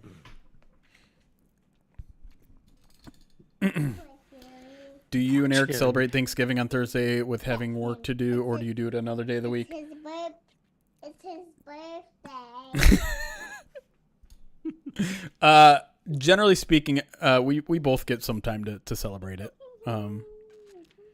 It's later than most people, but we find time. I think SB Nation generally does a good job of allowing us to take time off. They understand, like, we don't need to be working until 1 a.m. on Thanksgiving night. Having the 12:30 game also helps, right? Like, we're generally done by our work. The morning is terrible Yeah. because we have like an article coming out every half hour with that one in the mornings because I mean, Yeah. it's The ridiculous. week up, really the week leading up to Thursday games is worse than having the Thursday game itself. And plus it's nice, like, we generally get the Thanksgiving weekend to be with, like, if we want to do a Friendsgiving or things like that, we have the opportunity that weekend now. I've just told you that we're probably going to do our marathon stream that Friday or that Saturday. So, it won't be as chill of a weekend as I want. Why are you shushing me? I'm being shushed Jeremy? I'm by a shushing you. 4-year-old.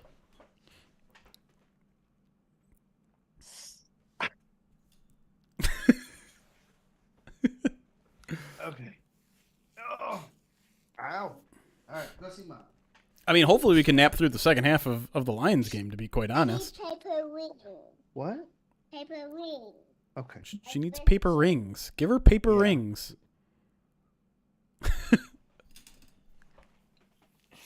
Okay. I think we're caught up on alerts. We're like this big. I think we're caught up on rewards. What else? Okay, we have one more spin in the wheel of pain. I'm going to save that till the end of the show. And I think it's time to get back into the show. Like a tiny airplane. Yeah, but we're about to restart. So you can say hi, and then we got to restart. Is that a Red Cross shirt? No, it's a leukemia and lymphoma walk that we did for Laura's aunt. Nice. Cool. Mm-hmm. Thanks for singing with us the other day. He said thanks for singing with us the other day. All right, take this. Take this. Take this. Go see Mommy. Good night. That was a very theatrical exit where she went. Wow. Like Her she was theater getting- class was canceled this week, so she's got her theater. She's got to get her theater in where she can. All right. I think we're good to go. Let's get back into it. Should probably pull up my list of questions, wherever that is. Probably somewhere there. Boop. Where were we? Excuse me. Okay. Here we go.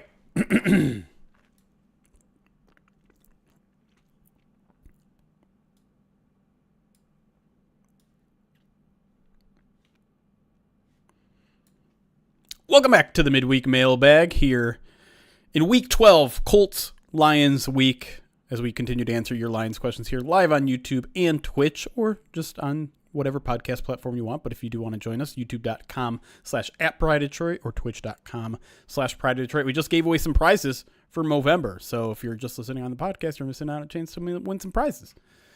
But let's get back into the questions. This one comes from @CRLCRCR. Says, how confident are you that the Lions win the division? Well, look, I don't think I'm the best person to ask this to because after they came back and beat the Texans, my confidence levels are at completely new levels. I know that history says they should probably lose a game in the NFC North, but I'm not scared. I'm not scared of either of those teams. I think they're probably each going to lose a game before they even get to a Lions in their rematches, and so I feel extremely confident that the Lions are going to win the division. So, y'all know how much I love DVOA. Again, my apologies to Dave Phipp. DVOA posts playoff odds based on their DVOA statistic, which takes into account, the remaining schedule, the strength of opponents, all of that sort of stuff. They have the Lions currently as a 96.1% chance of winning the division. Whew. 96.1. Easy money. I'm sorry, I got that wrong. 94.1. Is that right? Oh, no, never mind. I retract my easy money comment. 94.1. My math is not mathing. The remaining 5.9% of opportunities. No, I messed it up again. It's 92. It literally shows the percentage. I'm trying to do math, and I just didn't scroll all the way down. 92.9% chance of winning the division. The remaining 7.1% chance is they're still making the wild card. So they have them literally as a 100% chance to make the playoffs, which honestly seems pretty accurate. But 92.9, right. That's a pretty strong percentage. They have the Vikings at 6.1, the Packers at 1.1. Not surprisingly, the Bears are at 0.0. But I'll say this, there's not much about the other two teams that scare me that much. The Lions have obviously already beaten the other two real contenders there. away both games. They're going to have them at home now to not only extend their lead, but lock up a potential tiebreaker against those teams. And when I look at those particular teams, I look at a Vikings team that is being carried by their defense, and that defense has yet to stop Ben Johnson. I look at the Packers. They're a team that's kind of bouncing around. They're doing some things well. They're doing some things not so well. To me, they're not playing that inspired of football. And I don't know. Like, I know the first matchup, the Lions took it to the Packers. Jordan Love was injured and not at his best, but the Packers don't scare me anymore. They're not the boogeyman anymore. The Lions are their boogeyman, and so, and they're 2 games behind, right? Whereas the Vikings are only 1 game behind. So, if I were to put a percentage on it, it probably wouldn't be 92.9% like DVOA, but it'd probably be like 80, 85 maybe. I think they are the best team in the division. I think they match up particularly well against the division. And I think the thing I'll say about Green Bay in particular, the fact that they don't have a pass rush at all, that's the thing that killed the Lions against them last year. They don't have that this year, so they don't scare me. I'll make a bold statement. I will say that the Lions could lose to the Vikings and the Packers, and they'd still win the division because they play each other. So one of them's going to lose right then, Yep. right? And then if it happens to be like the Vikings that lose to the Packers, then it's all even, right? And one of these teams are going to lose it again. Yeah, I mean, the Vikings Packers could have lose the it 49ers this week, right? this week. And Yeah. the 49ers have their number. Like, in the way that the Packers have the Bears number, the 49ers have the Packers number. Right. And the Vikings have Cardinals and Seahawks still on their schedule, and the Falcons could jump up and surprise them. Sure. I think they could lose both and still win the division, and I don't think they lose both. I don't even know if they lose one. But I feel pretty confident that's how confident I feel that they win the division. Kind of a similar question here from Ken Fletcher asks, the Lions can clearly beat anyone in the NFL. What team is most equipped to beat them, and why? If there isn't one team short of self-inflicted wounds, what does it take to beat them? So let's talk about that. What team, whether it's in the NFC or the AFC, that you think could go toe-to-toe with the Lions and potentially beat them, and why? So if we're excluding the Lions beating themselves, like is what happened in week 2, when the Lions went into that Bucs game and said, we're going to play it like we did the playoffs, and the Bucs were not the same team that they were. If we exclude that game, the Lions are going to match up against everyone really well. The trick then becomes you need a team that has depth, a mobile quarterback, and the ability to score in a variety of different ways. And for me, that leaves the 3 teams that I think would expect, all in the AFC. The Ravens, the Bills, and the Chiefs. They all have mobile quarterbacks who can get loose and cause problems. They all have the ability to put ball. They can live beyond the skill level of their skill players. And so those are the teams. It would be the teams that have a quarterback that can overcome the odds. Because if you faced any of those 3 teams against the Lions are going to be favored, in my opinion. I think they would be if they had a game today. And so those 3 quarterbacks can overcome, and that's why I expect one of those 3 quarterbacks to be a challenge. Mm-hmm. We had this debate in the Pride Detroit Slack this week, and I was kind of the lone holder outer of this team. And I know their schedule hasn't been great, but they are on a 6-game winning streak, and I think they have a lot of the things that give the Lions troubles. It's the Philadelphia Eagles, because I look at the teams that have given the Lions trouble this year, and what gave them trouble. The Texans gave them some trouble. Bucks gave them some trouble. I'd say the Vikings gave them some trouble. strong defenses that can get to the quarterback rushing for is a problem for this offense. It's a problem for any offense. Like, let's be clear. Like, obviously, the Texans, you didn't have Taylor Decker, but listen, the Texans kind of lived in the backfield. The Eagles have a very, very good set of defensive. I mean, they basically just have the Georgia defense from the past 3 years on their defensive front. A lot of them. Yeah, a lot of them. The Buccaneers gave them problems with good linebacking core. The Eagles kind of have a pretty good linebacking core. Zach Bond, number 2 ranked in PFF score, having a hell of a year. And Nakobe Dean's not bad either. And then when you flip things around to the offense, the things that I think are going to give the Lions trouble are 2 things. Teams that can pass protect well and teams that have really good wide receivers. The Lions kind of went through a gauntlet of really good wide receivers early. It kind of went up and down, right? Like, they weren't so great against the Rams when the Rams were at full health. They were a little bit better later in the season. Devontae Smith, A.J. Brown, even want to throw Dallas Goedert into there. They have a lot of weapons and they can run the ball. Like you said, like they can hurt you in many ways offensively, and they have a really good offensive line too. So I think the Eagles belong in this conversation, but I agree with you with the AFC teams as well. Here's why I don't think the Eagles are going to be put up much of a fight if they face the Lions in the playoffs. Nick Sirianni. The coaching staff of the Eagles can't hold a candle to the Lions. And that's really what's going to be, if you're talking about from a talent perspective of rosters being even, coaching staffs are the tiebreaker. And that's why the Eagles got. And in the playoffs, that's why the Bills end up getting got a lot. And I tell you what, as much as I'm scared of Lamar, they have the worst passing secondary or defensive secondary in the league. I have confidence they could win a shootout.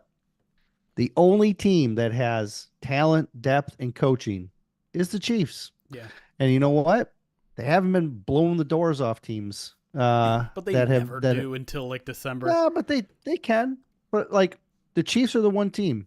Yeah. The Chiefs are the team that worry me because they have coaching and talent. But the thing is I think if you match them up head to head, Lions have more talent. I still think the Lions are going to have an advantage. That's why Lions are number one. That's why everyone is putting the Lions at number one, because you look at adversity. Yeah, it's adversity. It's blowouts. You have multi-layered coaches. Like, it's not just the coordinators and the head coaches. This goes deeper than that. And you tell me Nick Sirianni and his coaching staff is going to be able to outcoach and stop Ben Johnson? Get out of here. Like, come on. So when I start looking at these coaching staffs, that's really what I'm worried about at this point. Am I scared of the Packers? Because, yeah, I think Matt LaFleur has got a good coach, but you know what? He always buckles when the pressure's on. Like, I'm not worried about that, right? That's why the Bears are the Bears. Like, the Bears are going to be the Bears until they change their coaching staff. And I love that they can never get their coaching staff, their GM, and their quarterback ever aligned in the past 30 years. That's awesome. And while the Vikings have the most talented coaching staff outside of Detroit, probably, but their talent level is not as great. Great defense, offense. Come on, Sam Darnold. Can we agree? Can we agree that Sam Darnold is not the Sam Darnold that everyone was told was returning to the NFL, and that water has found its level, and Sam Darnold is not taking the Vikings anywhere? I think there's probably some, like, he's not as good as he was at the beginning of the season. He's probably not as bad as he's been. Actually, I mean, he was decent last week against the Titans. You know what I really liked? Yeah, well, it was terrific. Yeah, he beat the Titans barely, and then they have a really good defense. Oh yeah, how many did the Lions put up on them? Do you remember how many? Do you remember how they do against the Jacksonville Jaguars? How many touchdowns they scored in that game? How many interceptions? They scored as many as Jacksonville scored. The Texans.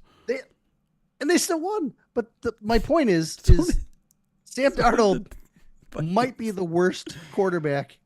He's the worst quarterback in the division. Yeah. And this whole idea that yeah. he's like this guy that can like elevate. No, come on. He's Kirk Cousins. I he's Kirk Cousins light. Like he's Kirk Cousins on a bad day. I think the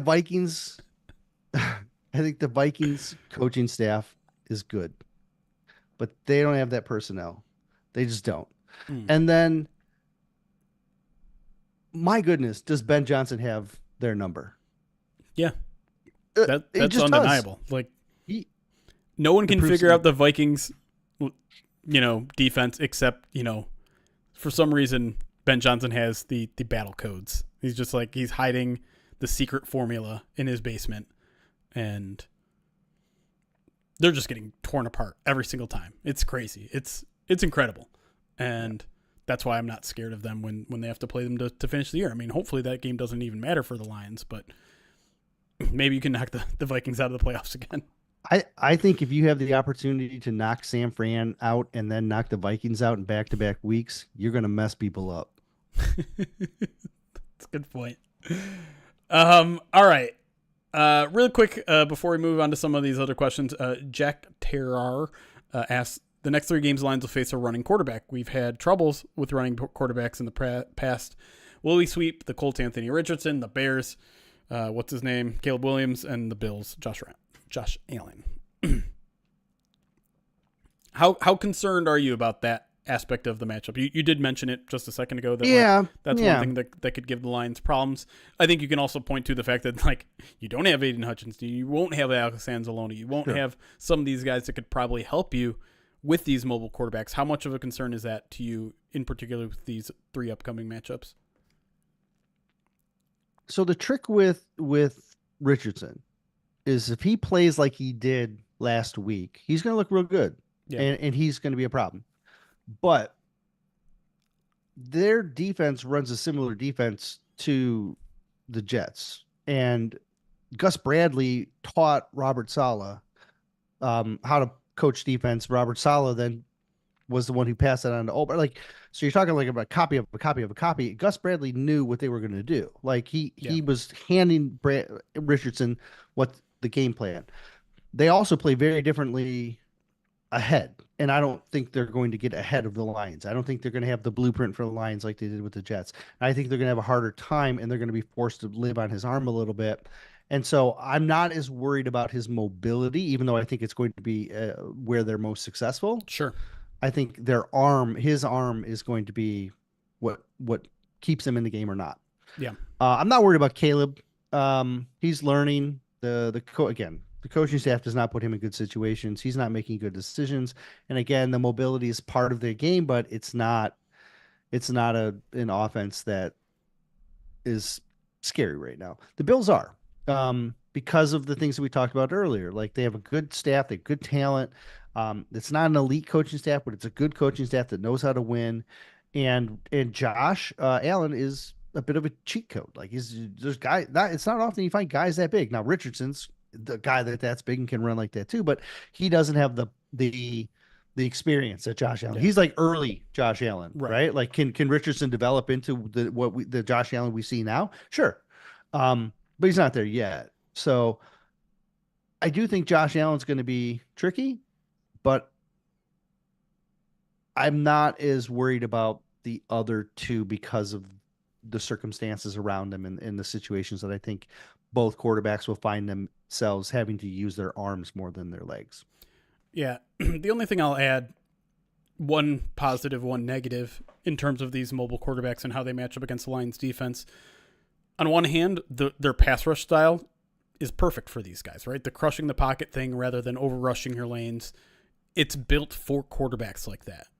The fact that the Lions have very physical guys on the edges and up the middle means they are going to slowly close in on these guys so that they don't have a lot of room, not only to run, but to pass.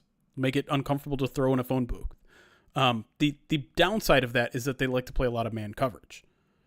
And when you play a lot of man coverage against a mobile quarterback, that means a lot of defensive backs who have their back turned to the quarterback. And so if you don't maintain, all it takes is a little bit, right? If you don't maintain that rush integrity, it can turn into a big play. And that's why I think the Lions kind of have this reputation as not being a great defense against these mobile quarterbacks is because they haven't had that rush integrity in the past. Mm-hmm. I think even with the shorthanded nature of their defensive front right now, I think they're better at it. I think Josh Pascal is perfect for it. I think Zadarius Smith is good for it. I don't think James Houston is great for it. But your interior guys can get a little push too. And so it's not going to be easy. I imagine some of these guys are going to escape and pick up 20 yards a clip now and then. But it's what you do in between those plays. And the Lions have been stellar against the run. They've been stellar against the deep shots. So if they can get that in order, and it takes 20-yard scrambles to get down the field on this defense, they're probably still going to be fine. The Colts run a lot of 12 personnel, so a lot of 2 tight end sets, which means Lions are going to counter in base, which means their linebackers are going to factor in. And when you keep those linebackers in, it gives you more options to cut those lanes down, right? Yeah. So I do think that's a big advantage, because I do think Richardson is a highly talented quarterback with the ability to really like power run these guys, right? But with the amount of tight end usage, Lions are going to have, and they're so scared not to use to lean on their base, or they're not scared to lean on their base. So I think they have a good remedy. Though I completely agree with you, man coverage just put them in a tough spot with mobile quarterbacks. Yep. All right. Peter Mayer asks, apart from Aaron Glenn and Ben Johnson, do you see any positional coaches or front office staff getting hired and promoted by other teams this offseason? How high is the risk of regression next year if multiple members on the staff leave? That feels just perfect from all aspects. This year feels just perfect from all aspects. Now, I wanted to take this question rather than the million questions we got about Aaron Glenn leaving or Ben Johnson leaving, because I feel like we answer those every week. But the reason I want to bring this question up is you have to remember, if one of those or both of those guys go, they're probably bringing a coach or two with them.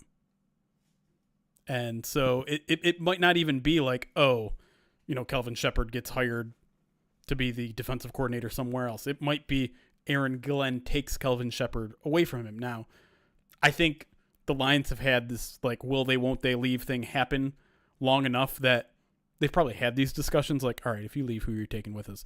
Who can we keep? And so I don't think it's going to be a situation where the Lions are like, oh, that was going to be our defensive coordinator, you took him, or that was going to be our offensive coordinator, you took him. But I think Lions fans need to prepare that if a coach leaves to be a head coach, they're gonna lose some other guys too. So, like, here's the deal: if like Ben Johnson leaves, I know a lot of people are like, oh, well, will he take like Scotty Montgomery? I don't think he would take Scotty Montgomery. I think Montgomery would rather be the OC of the Lions than the OC of wherever Ben Johnson ends up, right? Let's say. But I do think he could take like a Tanner Engstrand, right? Like that's the type of that's the layers that you might be looking at type of thing. He already had an offensive coordinator interview, right? With the Patriots, I think, last year. There was a interview, and I don't remember what the position was, but it might have been. Yeah. But yes, I don't think it's going to be like the first choice, right? Because I think the first choice is going to get a shot to stick, right? Like you're like your Kelvin Shepard's, right. But it could be like one of the other guys that you're like, oh man, he was kind of like plan B. Like I like where he was going to go, and then that happens. I also believe this coaching staff has people in mind that they're going to be like, cool.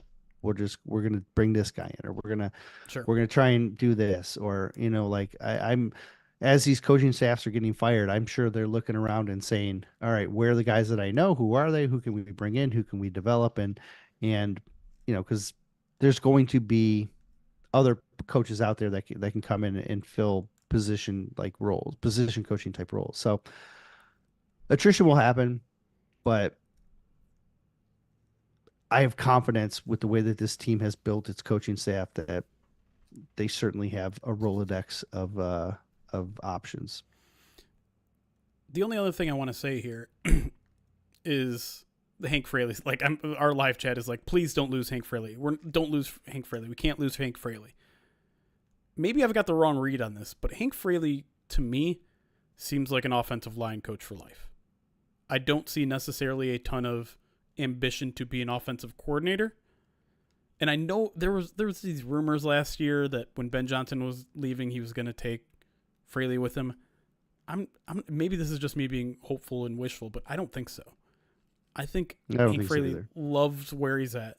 I think this is the pinnacle of where his career can go, and unless he wants to be an offensive coordinator, but I don't get that sense that he does.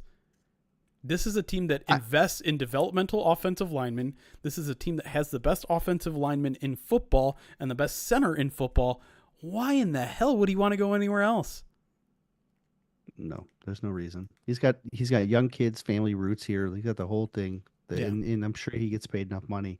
I really think it's going to be, if Ben exits, I really think Tanner's the guy to watch. Because remember, Tanner has followed Ben's path. He's coached the tight end, so he's passing game coordinator. And right now he's just passing game coordinator. So he's the guy that's in Ben's hip pocket all the time. And he is helping him develop game plans, and he's helping him develop, the execute practices.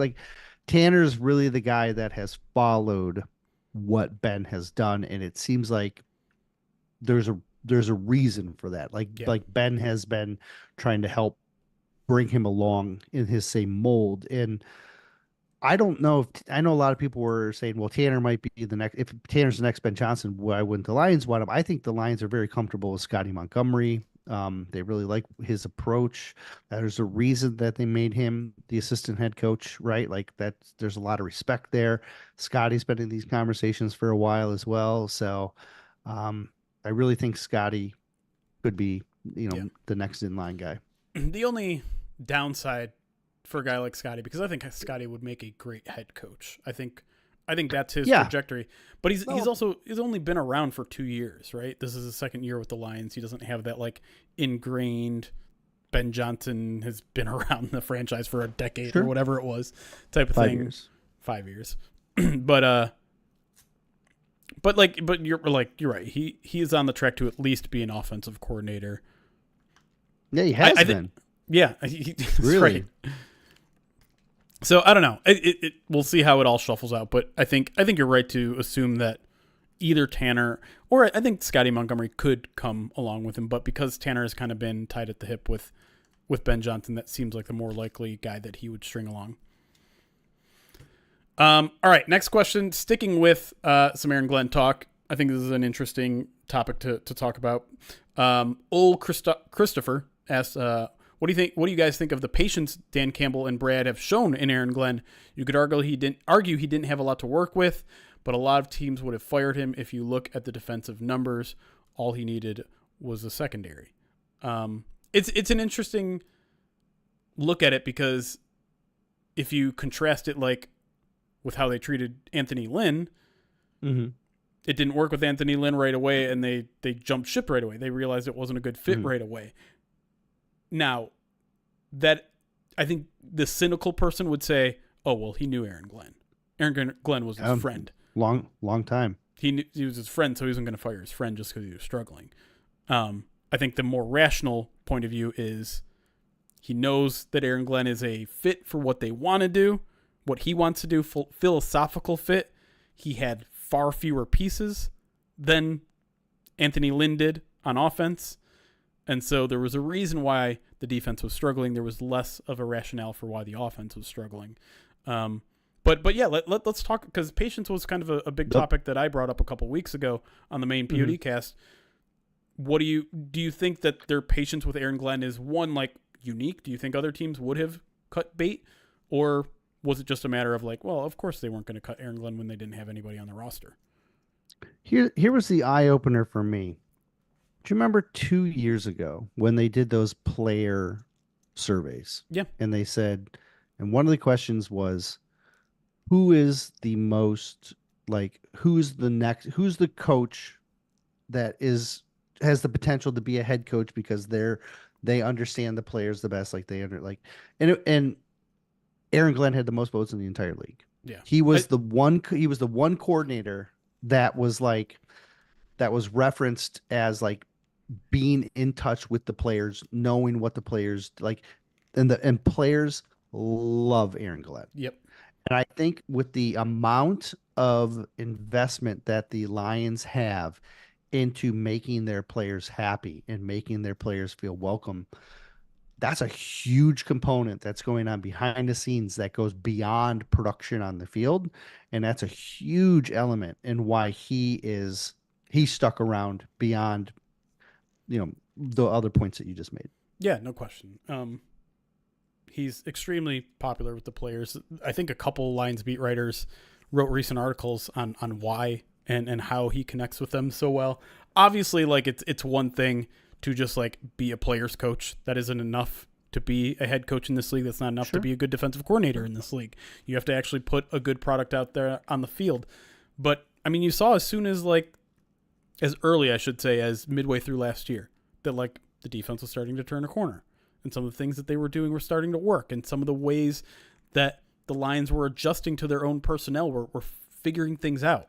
And that's another thing too. Like, he has been so malleable about what he wants to do that every single season it seems like they come out with a different tweak to their defensive ideology. Like, we know what Aaron Glenn wants to be, but he's also capable of being something that he doesn't want to if the personnel doesn't fit. Mm-hmm. And so that's I think flexibility. Yeah, that's hard for a lot of coaches. That's extreme. I mean, how many defensive coordinators in this league have a system that that's just who they are? Brian Flores, that's who he is. And if they don't have the horses, then they're gonna last year. Brian Flores, he has one system, and like, wow, he got everyone working really well. And then when the attrition hit with injuries and people started to figure out what they were going to do, did Brian Flores really adjust? No, and he has his system and got torched at the end of last season. Last week, the Jags didn't have the personnel to play man, yet they had a system, and that's what they stuck with. Glenn is extremely flexible in what he does, and when he didn't have the horses to run man, he ran more zone, and it went against him. Here's the thing: is like I was starting to wonder where he's some of his sources that he's tapping into, because it's really easy to go back to the Saints and stuff. But the other day he was talking about Rex Ryan, back when he played for Rex Ryan and stuff, and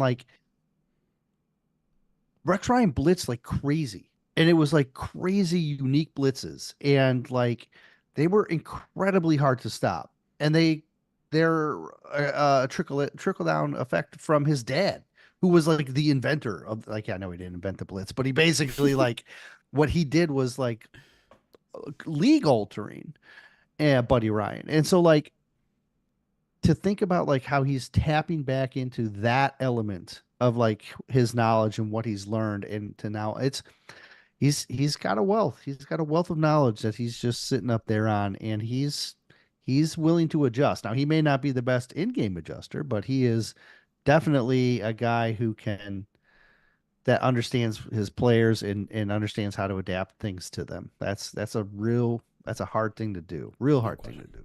Yep. All right, last one. Of course, I'm saving special teams for last. Ash Soden asks, is it too soon to crown Jake Bates as our new franchise kicker? Not trying to disparage him, just scared from the past few years post-Prater. And is it unfair to put those kind of expectations on him, i.e. to be the next Hansen or Prater? Oh, I do think it might be a little early. Just because they did it for so long. Hansen did that. Eddie Murray kicked for 25 years or whatever it was, right? Then Hansen kicks for 25 years, and we're spoiled with that, right? I know it's not 25, but sure, I'm exaggerating for effect here.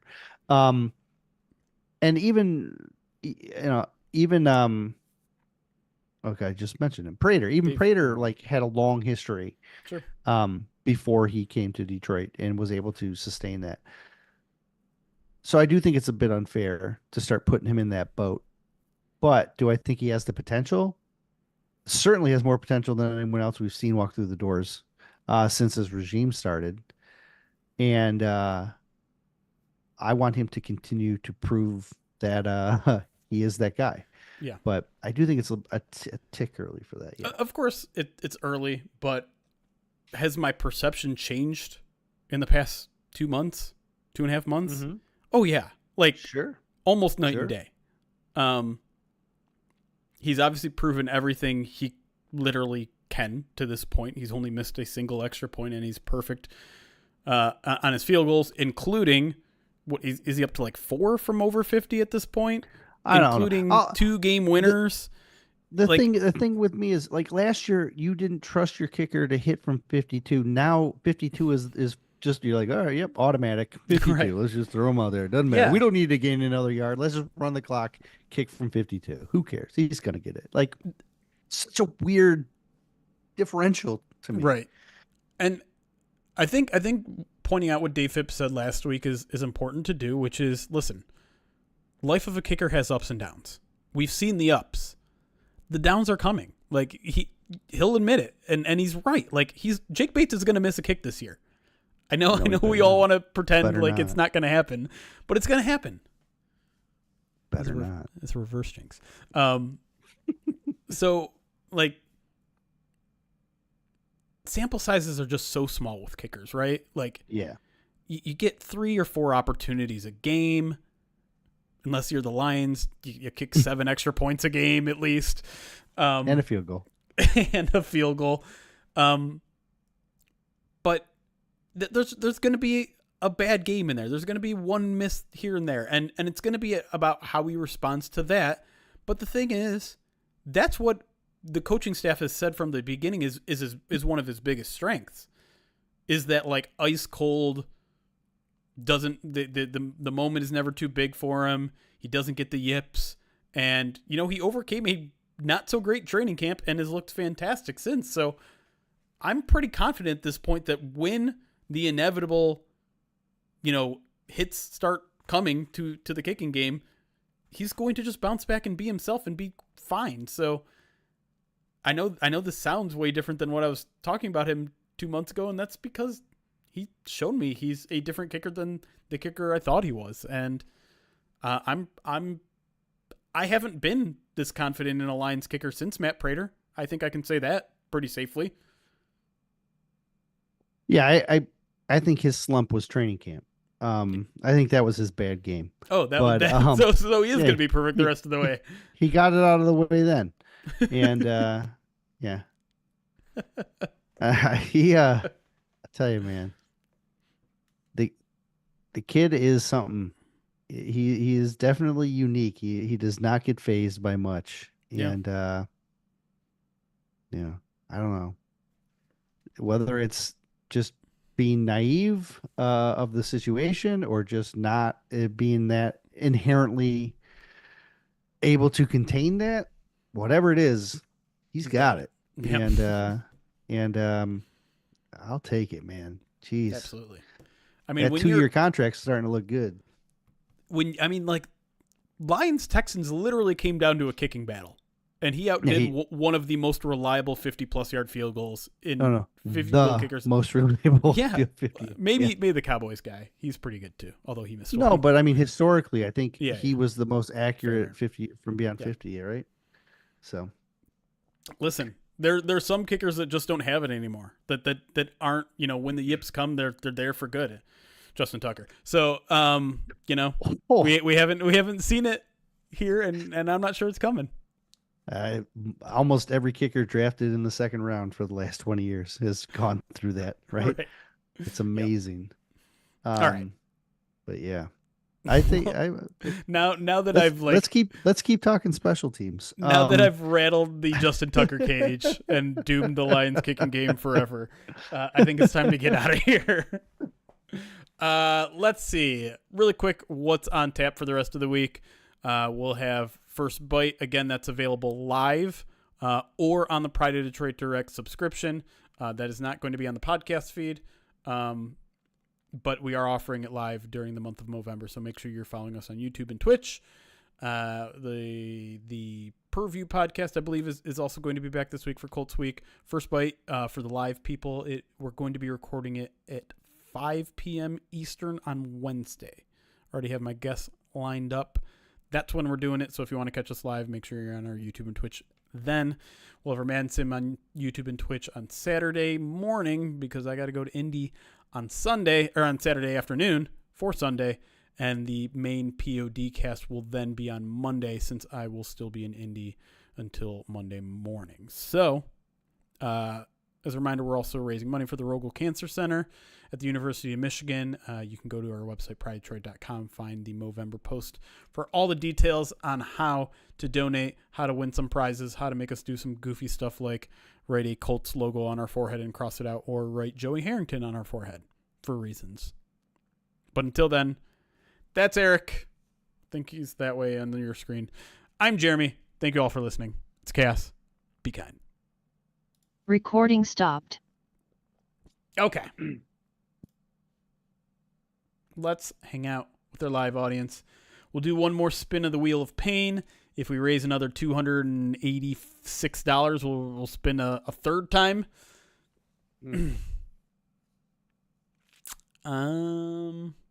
But I don't have any alerts, so we can just hang out for a second here. I feel like people don't send alerts in during this show because they don't want to disrupt us. Well, I have the alerts turned off during. No, actual I show just mean part. in general. Just in general. Just Like in I general. think they're just Maybe. being polite. Jonah Jackson talk, really? I What you know is I, it go- I I don't kinda know what's going on there. Like He what got in the benched. world? I understand. I don't know why. I don't know. It actually seemed to have worked though. Like I think the offensive line played well last week. I don't remember who they played. Raiders? Is that right? No, I don't know. That doesn't sound. I don't know why they played him at center. Oh, I don't. Just because he's capable of playing center doesn't mean he should have played at center. Like they should have known better than that. Anonymous $10 donation just says, "Keep up the good work, Chair Bear." Appreciate that. Use of Chair Bear makes me question who you are. Do I know you? I'll be right back. But like I don't want to rewrite the history on Jonah Jackson because I do think he's a good offensive lineman. But it does kind of make you wonder, like, okay, but you played between Decker and Ragnow. How much did you ride their coattails a little bit? I hate saying that though, because I think he's, like I said, I do think he's a good offensive lineman. I think he's just been in a tough spot with Los Angeles, right? Like he's been injured a ton. They played him at center. They've been moving him around. Like that's not really a recipe for success, is battling through injury, moving positions. I don't know what's going on. I can't say I've watched his play, so I know exactly what's going on. But I think the short answer is like chalk up another win to Brad Holmes, right? Like that's the takeaway for me. Have you seen Zeitler's? He's like the number PFF 3 guard grades? in PFF. It's crazy. Well, again, when you play between Frank Ragnow and Penei Sewell, Helps. that's what happens. Is he gonna make a second straight Pro Bowl? Oh, he better. He better. My The gosh. question I didn't get to is how many All Pros are the Lions gonna have, and Oh my gosh. we were already going too long at that point. It I'm doesn't like, matter. I did jump that one. Oh, all pros is going to be tricky, but Right. I was going to say if it's Pro Bowl, it don't matter because they're not going to be playing Zero anyway. Pro Bowlers.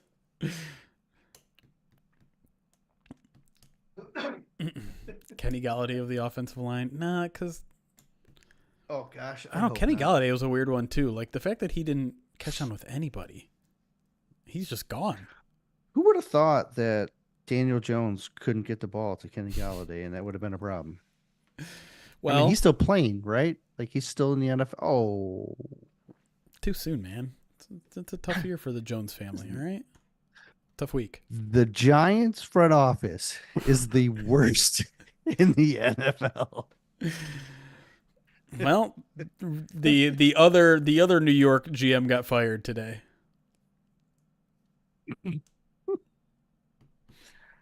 Oh boy. Another anonymous donation. This one for $100. No message, Very but nice. thank you for the $100 anonymous, which gets us to 17,824. We are inching back close to our $1,000 a day trend, or what do you the pattern? No, like I can't think of the word right now. Do more charades. Maybe I'll be able. No. Yeah? Pace. That's the word I was looking for. Pace. The pace of $1,000 a day, which is pretty incredible considering we don't stream every day. Average work too, but pace was the word I was looking for. You know, one of those really long, tough words like pace. This is the problem, chat. You guys think I'm this guy that forgets words all the time, and to some degree that is who I am, but I'm also 1,000% more productive in the morning. Like you see me, like I'm writing at 6 a.m. every day. You are getting me at my worst, chat. I'm ready to go to bed. I was ready to go to bed a half hour ago.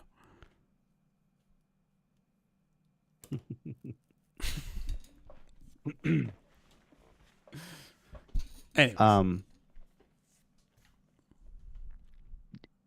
You want to talk about the fact that Aaron Rodgers' output in New York is worse than Zach Wilson's? Anybody? Do you want to talk about that? Based on what? Malarkey. What stat? I couldn't remember which production it was, but there was a yeah. He's terrible. I'm glad he's not going to be around much longer. Laura. Shut up, Laura. I'm telling you, man, she's taking notes. Oh boy, I'm gonna be single forever. See, the thing is she doesn't want that either. So,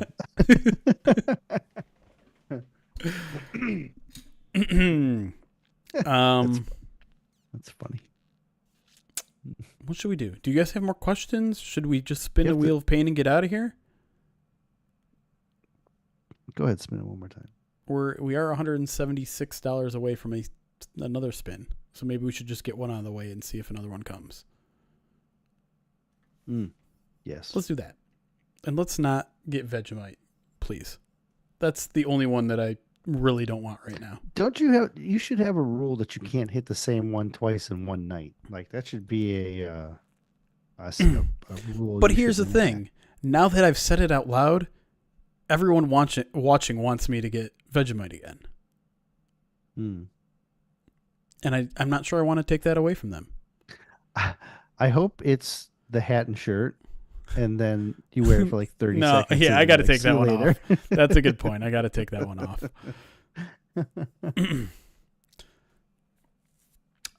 No, I don't think Barton's is going to be back for the playoffs. I'd be I don't want to say no definitively, but I'd be very surprised. I'm not expecting to see Derek Barnes play really in the playoffs either. Certainly not before the playoffs. I thought people liked the up-downs. Do people not like the up-downs? I think they like the up-downs, but not the nudity. I can only control what I can control.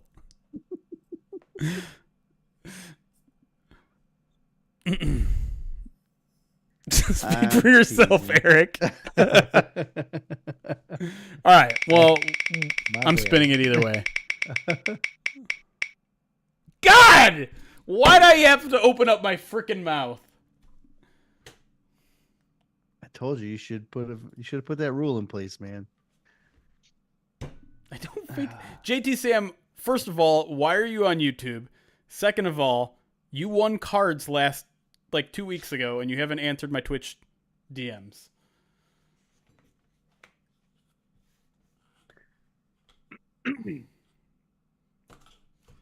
All right, I have to get water. I didn't have water for the last one, so I've had this lingering taste in my mouth. I've already gone through 2. Well, I went through this in the first segment before the Vegemite. Just filling mine back up again. So I'm gonna get some water so I can wash this taste out of my mouth.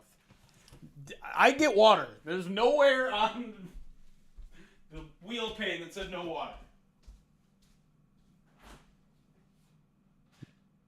Terrible. He jinxed himself.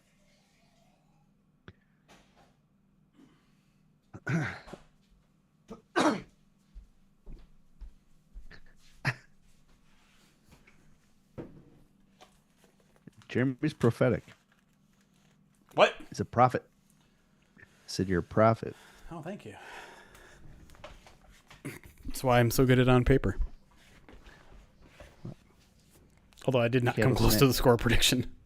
Cattle Snacks was talking about your Madden prediction. My Madden prediction? The touchdown. The touchdown. Oh, when I said, I dare you to run the ball. Yeah. And then they ran for a 99-yard touchdown. Much like during the actual game, I tweet out that Jared Goff has more rushing yards than Travis Etienne, and then Etienne like one play pulls off a 9-yard run and eclipses him. Do you think the Lions continue to run with 11 offensive linemen, asks Vandy. Yeah, they're in development mode. They're not adding other development players, and so they're comfortable with just stashing those guys. I do think it's a spot that could get vulnerable if they're in a pinch, but I think there's some natural moves to be made when you start returning guys from IR that you can make without having to touch the offensive line, but always a possibility that they have to reduce. Oh, God. No, I'm not going to squirt it into my mouth.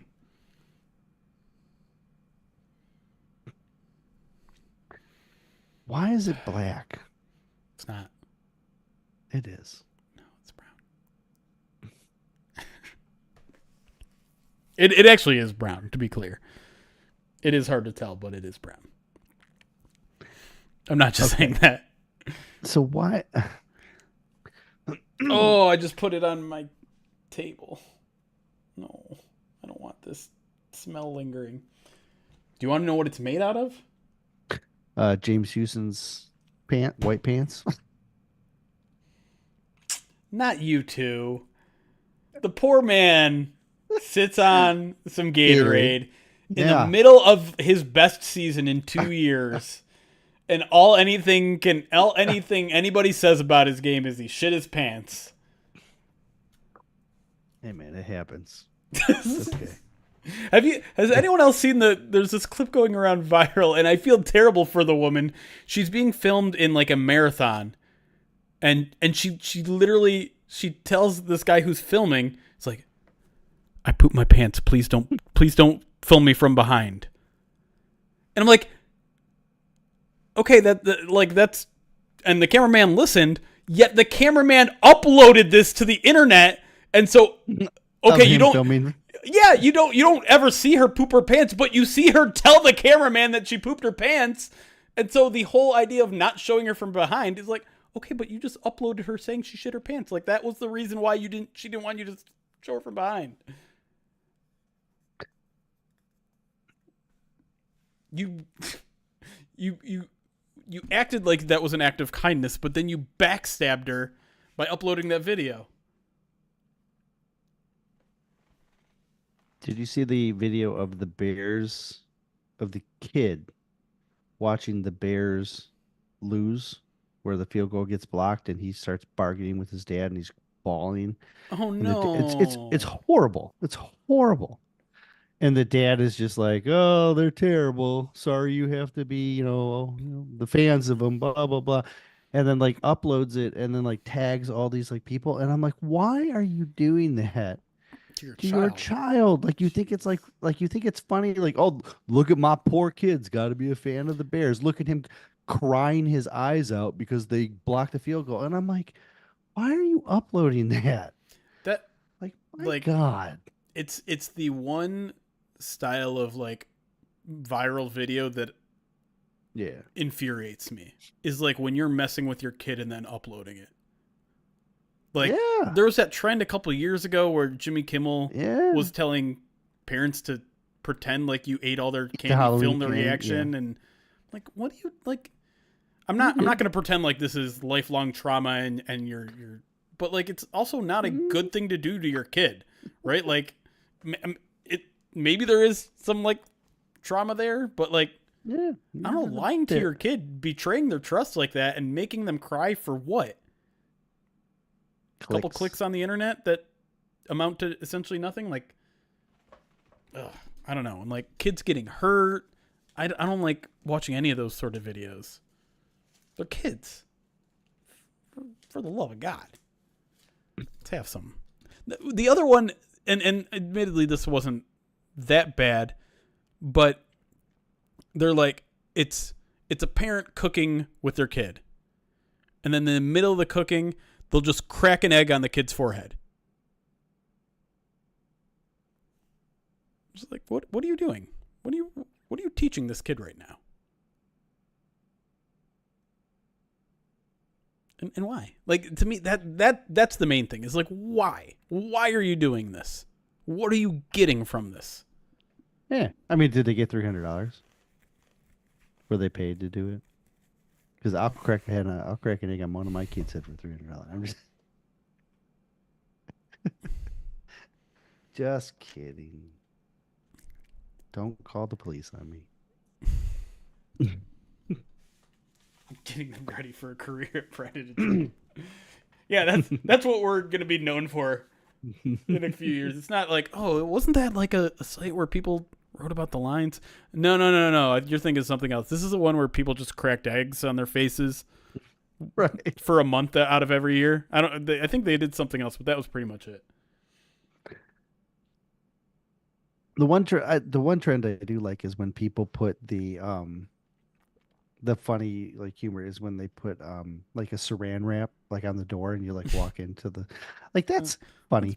That's pretty good. I don't like it because if I walked into that and my glasses stuck, I would be so irritated. But I think it's like good. It's like well-intentioned humor. It's not like you're not hurting anybody or anything like that. And I like the new variation where they put it up, but they make it like obvious that the plastic's there. So the person walks up and sees it and goes, "Come on," and then ducks under. And when they duck under, they get a pie in the face. That's pretty good. Which is a hilarious variation. But again, like that's just funny. That's just good humor. Just do it to adults. That right. That can consent to putting it on the internet. Right. All right. I've procrastinated long enough. Yeah, I know. Does it get better or worse when it sits out at temperature for this long? It's not in the fridge. It's not. Oh, so it's constantly at this temperature? Yeah. Would it be better if you froze it? Or Froze it? I mean, like put it in the refrigerator. A little Vegemite ice cream? No, if it was chilled. I don't. Again, I'm unfamiliar with this delicacy. When it's heavy in salt, I don't think you want to refrigerate it. Much like when I refrigerated the pickled pig's feet and the brine it was in turned into a jelly. By the way, that has just been sitting on my work desk since. I have to look at this like. Is it still a jelly? No, it's not. Oh, okay.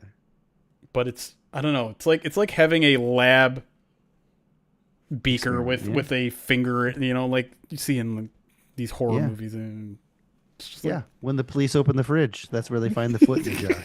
Right. 100%. Yeah. While I do this, why don't you answer Joe P's question, which is, what's the Colts DVOA look like? Any players that come to mind that could cause issues? Let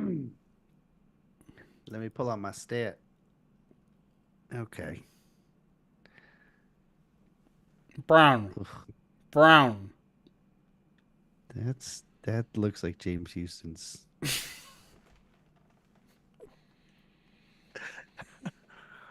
Head-to-head matchups: DVOA, Detroit versus Indy. That's gross. Detroit number 1, Indy number 21 overall. Offense versus defense. Indy's offense is 23. Detroit's defense is 2. Indy's pass offense is 19. Detroit's pass defense is 2. Run offense is 14. Run defense is 5. So all heavily favored towards Detroit. Lions run defense is 5. Colts defense is 17. Lions offense is 2. Colts pass defense is 19. Lions pass offense is 9. Run defense is 16. Lions run offense is 1. So Like they to aren't see that. terrible in anything, but they're not good in anything either. They're a It is very a- mid team. It is startling how in the middle of everything they are.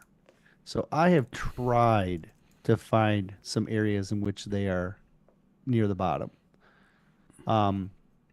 Adjusted line yardage, which is basically offensive line blocking in the run game, 31st. On offense. They get the Colts run. Yeah, Colts Yeah. running ability to run. They're the Okay. 31st team in adjusted yard lines. They get stuffed third most in the NFL, and most of their production is open field running. So if you can get the back in open space, they tend to do well. Other So than that, overall success rate on offense is 31st. adjusted yard line. Yeah. No, I'm for I'm Colts. telling you this. I'm not. Oh yeah, yeah. Well, that's according to on- that's on another sheet. RBSDM, 31st overall success rate on offense. Not just running game, total offense. Yeah, but see, here's the thing: is when you look at like the DVOA open space gives them, what did I say? They're like 20th in that.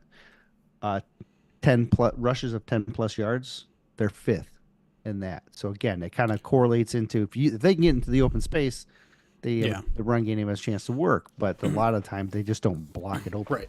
So they have explosive play potential, but on a down to down basis, they're not very good. Right. That's how I read it. Correct. They're not real good at yak either. 29th in yak. Yak over expectations, 26th, which is again, they've got 78 yards over expectation in yak, which is pretty bad. Like they get the yards when they're expected to, but they don't produce anything extra. Here's a real fun one. Time of possession, they are 31st, right next to the Jacksonville Jaguars. Interesting. Let's see what any team PFF grades they're near the top in, or not near the top in.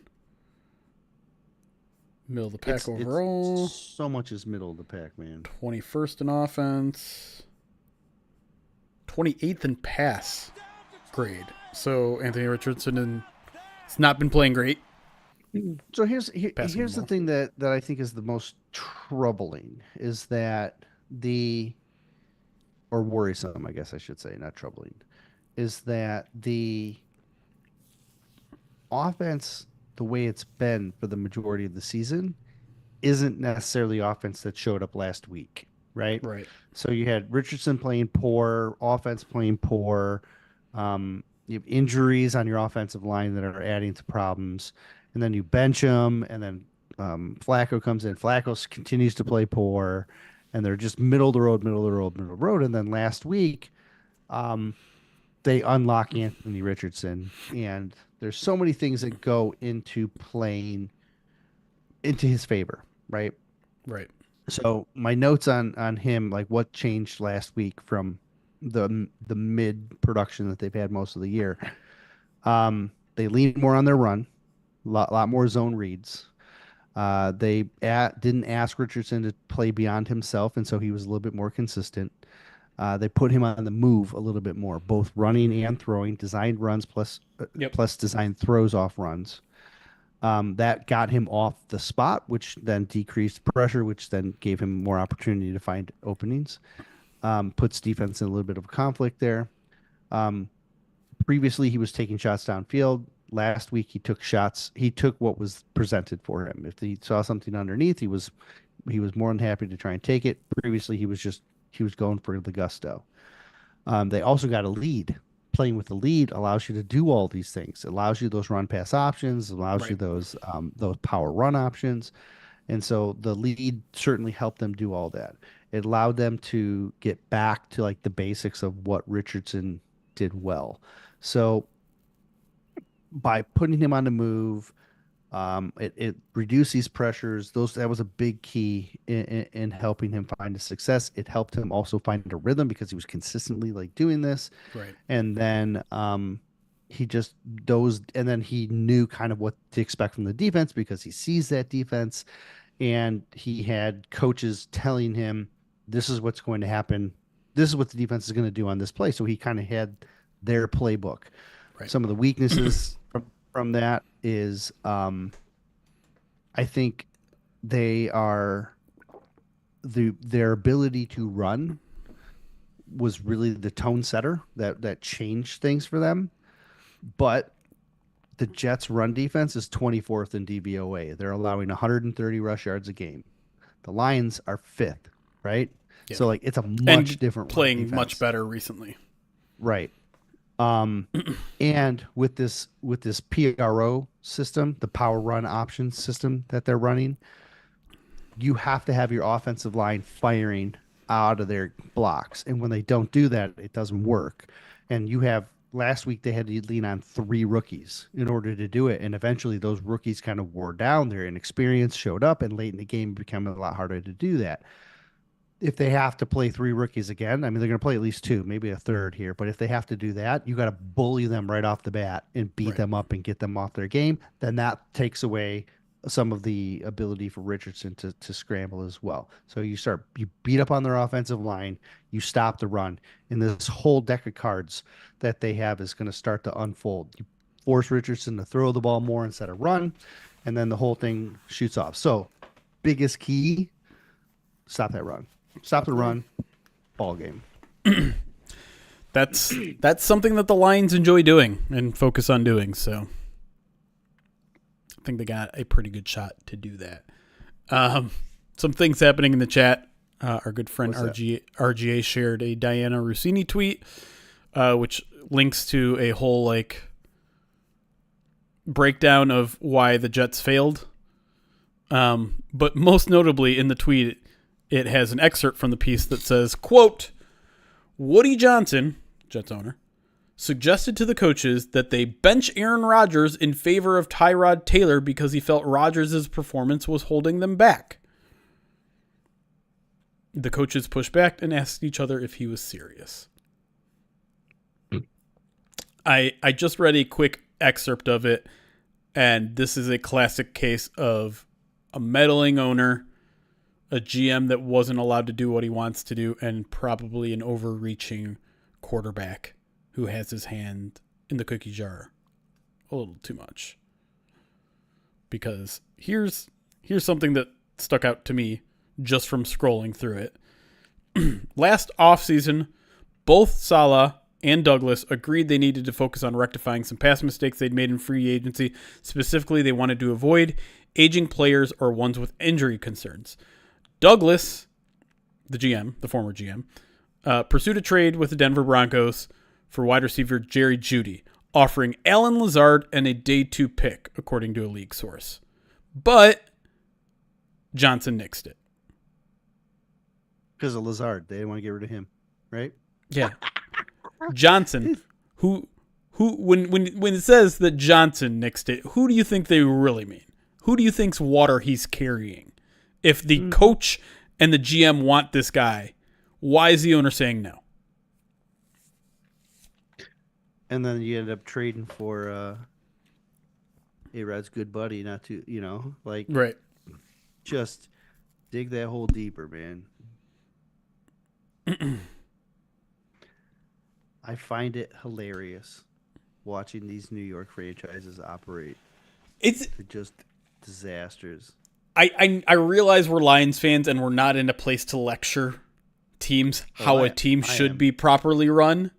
No, we are, because we've seen it. We've seen the bad stuff. Did your order just get flipped? Yes.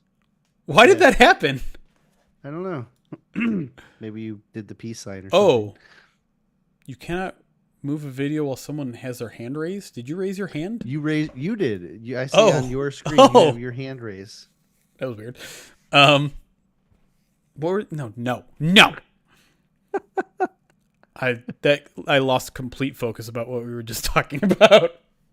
how you don't think we have the Oh, opportunity, right. stance to stand. I tell you what, I have the. I will lecture all day long. I don't. But yeah, I mean, it seems so overly simple now, and maybe that's it. Like maybe I have clarity because now that I've been on both We know sides what of to it. look for. Yeah. Yeah. But like just this very simple harmony between each level is so freaking important. Having an owner that is going to be involved but not meddling. Having a general manager and a head coach who are on the same page and understand what each other likes. And listen, I think there is a little bit of luck that happened with the Lions, right? When they hire a general manager and a head coach separately, you don't know how those are going to mix. Now, I'm sure they did their vetting on personalities enough, knowing that, like, hey, Dan Campbell isn't going to be a guy that pounds the table and pounds his fist and says it has to be my way. And Brad Holmes isn't going to be that guy either. But at the same time, like, there is this special chemistry between those two that they couldn't have known was going to happen. I wonder if their management team like had the secret sauce of what they like needed. Like I don't know if it was like Spielman just being like intimately knowledgeable of Yeah. football and knowing exactly what to look for from football, or if why am I blanking on the other guy? The VP, like the CEO or whatever. Oh, like Disney. Disner. Disner seems to have the secret sauce to a lot of stuff. Yeah. Like Calvin, you know what I mean? Like Disner is He's a good businessman. Yeah. Good management, I should say. Like it's he's- not just about. He's a very good manager. most stuff that he touches does well, Yeah. right? And I wonder how much like Disner comes into play here in factoring that out. Yeah. It just I do think either Disner or Spielman, one of those guys, one of those extra hires to give you that different perspective, or maybe Sheila's just as great as we think she is. It's, I mean, it's look, part of it for sure. We know it's not. We know it's not Rod Wood though, right? We know that, right? That's I'm over that phase in my life where I'm 100% sure it's not Rod. It's not Rod Wood. It could be any of the other three, not Rod Wood. But yeah, I mean, like that. So much of the dysfunction that you read when things like this shut down is that it's just people in positions of power not being able to come to that one vision, not being able to agree on simple decisions. And I'm not saying like you can have everyone on the same page and it still doesn't work, right? Like if you don't have good talent evaluators, and it's not going to work. If your plan is stupid, right? If you have coaches and general managers who have outdated philosophies, that's not going to work. And so it's more complicated than that, but you don't stand a chance if there's no organizational harmony. And that's the so thing I many think get that wrong. Right. And it's easy to lose it. But that's why I think this team is so like why I'm so adamant about this team is the rarity to have a coaching staff that's together for 4 years, to have the management who's drafting well and they're getting the right player. Like there's so many, like this is not a click the fingers and Right. you solve the problem. Like this is a 3.5 year build. Yep. That is culminating into right decisions stacked up on top of right decisions, and then continuing to make those right decisions. And there's so many teams that don't. And there's and the commonality in the NFL is like so many of these teams think that they know the right answer, and they're almost unwilling to waver off of it. Heck, I mean, Brad Holmes has that, right? Like he thinks his way's the right way. That's the way it is, and that's fine because so far it's working. But like you see, but there's a lot of them that they think their way's right and it's not working, and then they don't have answers when it stops working. Yeah. Which is like in New York, Right. pick a team. right? But Right. And in a way, like the Lions haven't had that adversity since it all started working, right? They haven't. Obviously, they faced a ton of adversity early on, and it took patience from the top down to get to where they are, and that was an important piece of the puzzle, right? We've talked about it a couple times that Sheila didn't have to be as patient as she did. Dan Campbell did not have to be as patient as he was with Aaron Glenn. He didn't, some of the players that they were patient with, they didn't have to be as patient for that. It all required that. But I am curious just to, like, at some point they are just like Jake Bates. There is going to be some serious adversity that hits. They're not. Maybe they don't win the Super Bowl this year. You shut your mouth. And it'll be interesting to see how the Lions respond to that. But my overall point was going to be, because they have this organizational harmony, because they have guys that see things so clearly together, it gives me a ton of faith that this is not a, as long as Ben Johnson is here, we're going to succeed. But once he's out the door, we're not. Like, yeah, no, I don't have that feeling. Right? And here's the thing, like, I can already sense the anxiety amongst Lions fans. Sure. We're going to lose both. Like, this is the year we have to win it this year. The players, are still young, and a lot of them are on rookie contracts, and we're going to lose both coordinators. We might lose more coaches, and if we don't win it this year, then that was it. Like, that was our shot. The division's going to get better, and blah, blah, blah. It's just like, okay, but you have to realize everyone in positions of power that aren't ever going to go anywhere, the head coach, the general manager, the owner, Chris Spielman, all these guys that have been foundational to getting the team to where they're at, they're not going anywhere anytime soon. They're not getting poached. They're not taking other jobs. Maybe they're probably closer to retirement than anything else. And with those guys in place, I mean, they've already shuffled the deck in the coaching staff a lot. Yes, they're fortunate to have year 4 of Aaron Glenn and year 3 of Ben Johnson, but they shuffled the rest of the deck a lot and found good hires. Did I mix that up? I mixed that up. Well, no, you're fine. I got it. I know what you're saying. And so listen, Ben Johnson is not the only good offensive coordinator in football. He's not the only untapped, brilliant offensive mind to become a head coach. There are other dudes out there that are going to do it. And I have all the confidence in the world that eventually Dan Campbell is going to find him. Might not be his first pick, but he's going to eventually find him. And he might already be in the building. Well, when you're a Super Bowl champ, you get to pick whoever you want. That's not true at all. Hey, if you wants to come that's actually like the kind of the worst case scenario, because that means you don't lose your offensive coordinator until middle of February, and you have to replace him with nobody available. I think the way the trend is, you see more people holding out, like the coordinators holding out for positions. Like, I'm getting roasted in the comments, and that was supposed to be like an optimistic thing. I don't know what's going on. Well, because you started just because I said they saying might not win the Super Bowl, like that's now I'm getting what trashed. are you doing? Read the room. The room is positive, and it's all gas right now. All gas. We are hyped, and we are unbeatable. We're going to win the next 50 Super Bowls. So back up. Then everyone can retire. This is why everyone loves you, is because you just talking these ridiculous hyperboles. But like the thing that gives me confidence that this team will be able to sustain any attrition is because there are layers of contingency plans, both in the front office and on the coaching staff, and that has never been here. Like, we very rarely have seen coaches get from like, hey, I'm the quarterbacks coach, and now I'm the offensive coordinator, who we will. The last time we saw it happen like that is a guy that we're going to see this week. Jim Bob Cooter. Old Jimmy boy over there, telling Anthony Richardson how to not fall down. I'm surprised. So look, the layers of planning and options, it's amazing. Like, and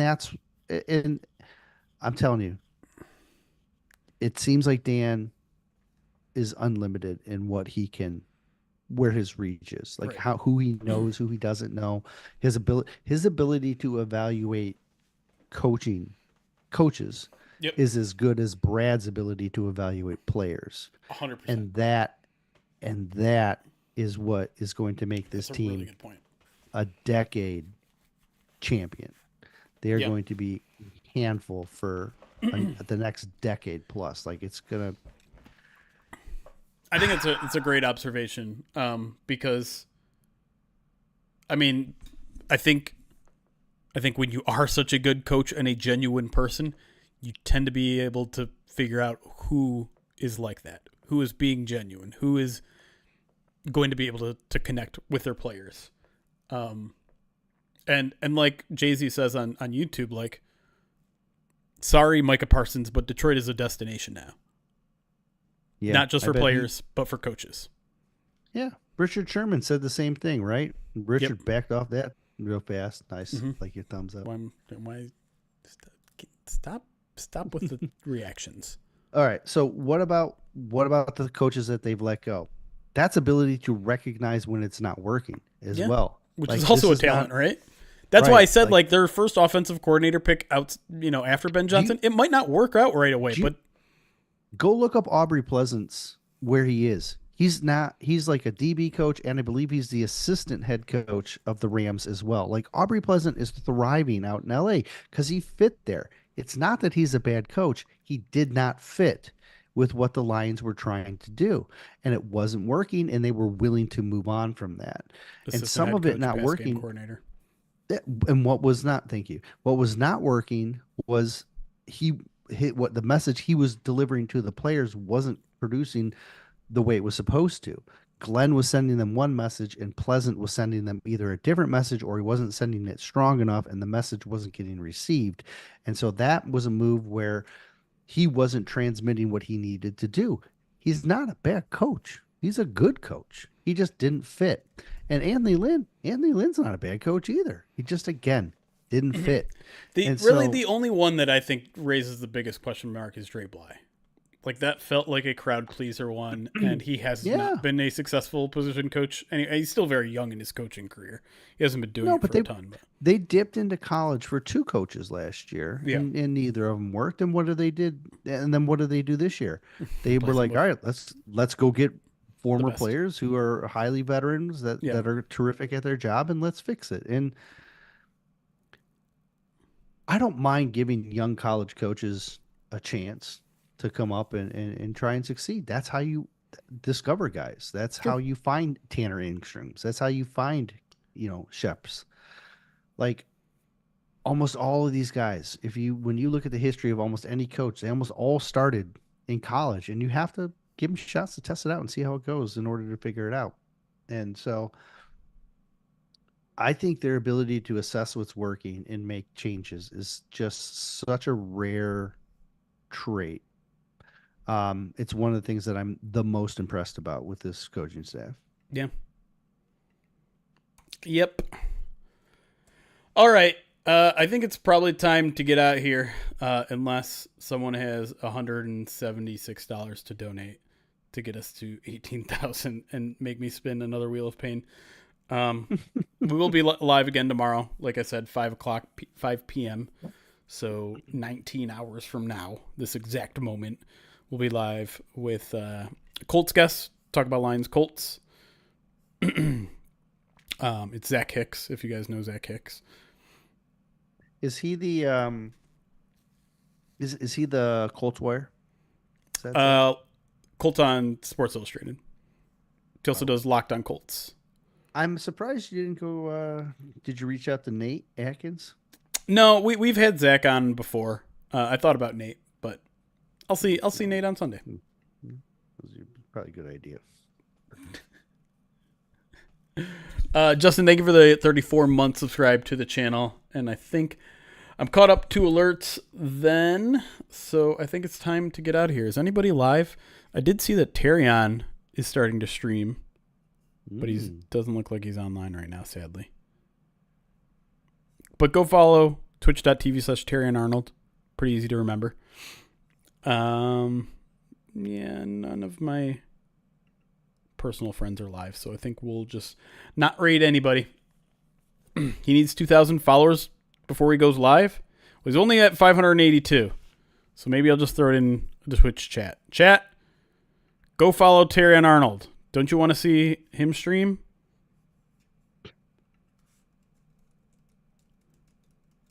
There you go. Go follow him. Do I know Pat McAfee? No, I don't know Pat McAfee. All right. Thanks for all the I think donations. Eamon knows him. Eamon does know him. I talked to Eamon about him. Oh, boy. Thanks for all the questions, the donations, the silliness tonight. A severe no thank you to whoever invented Vegemite. You suck. But until next time.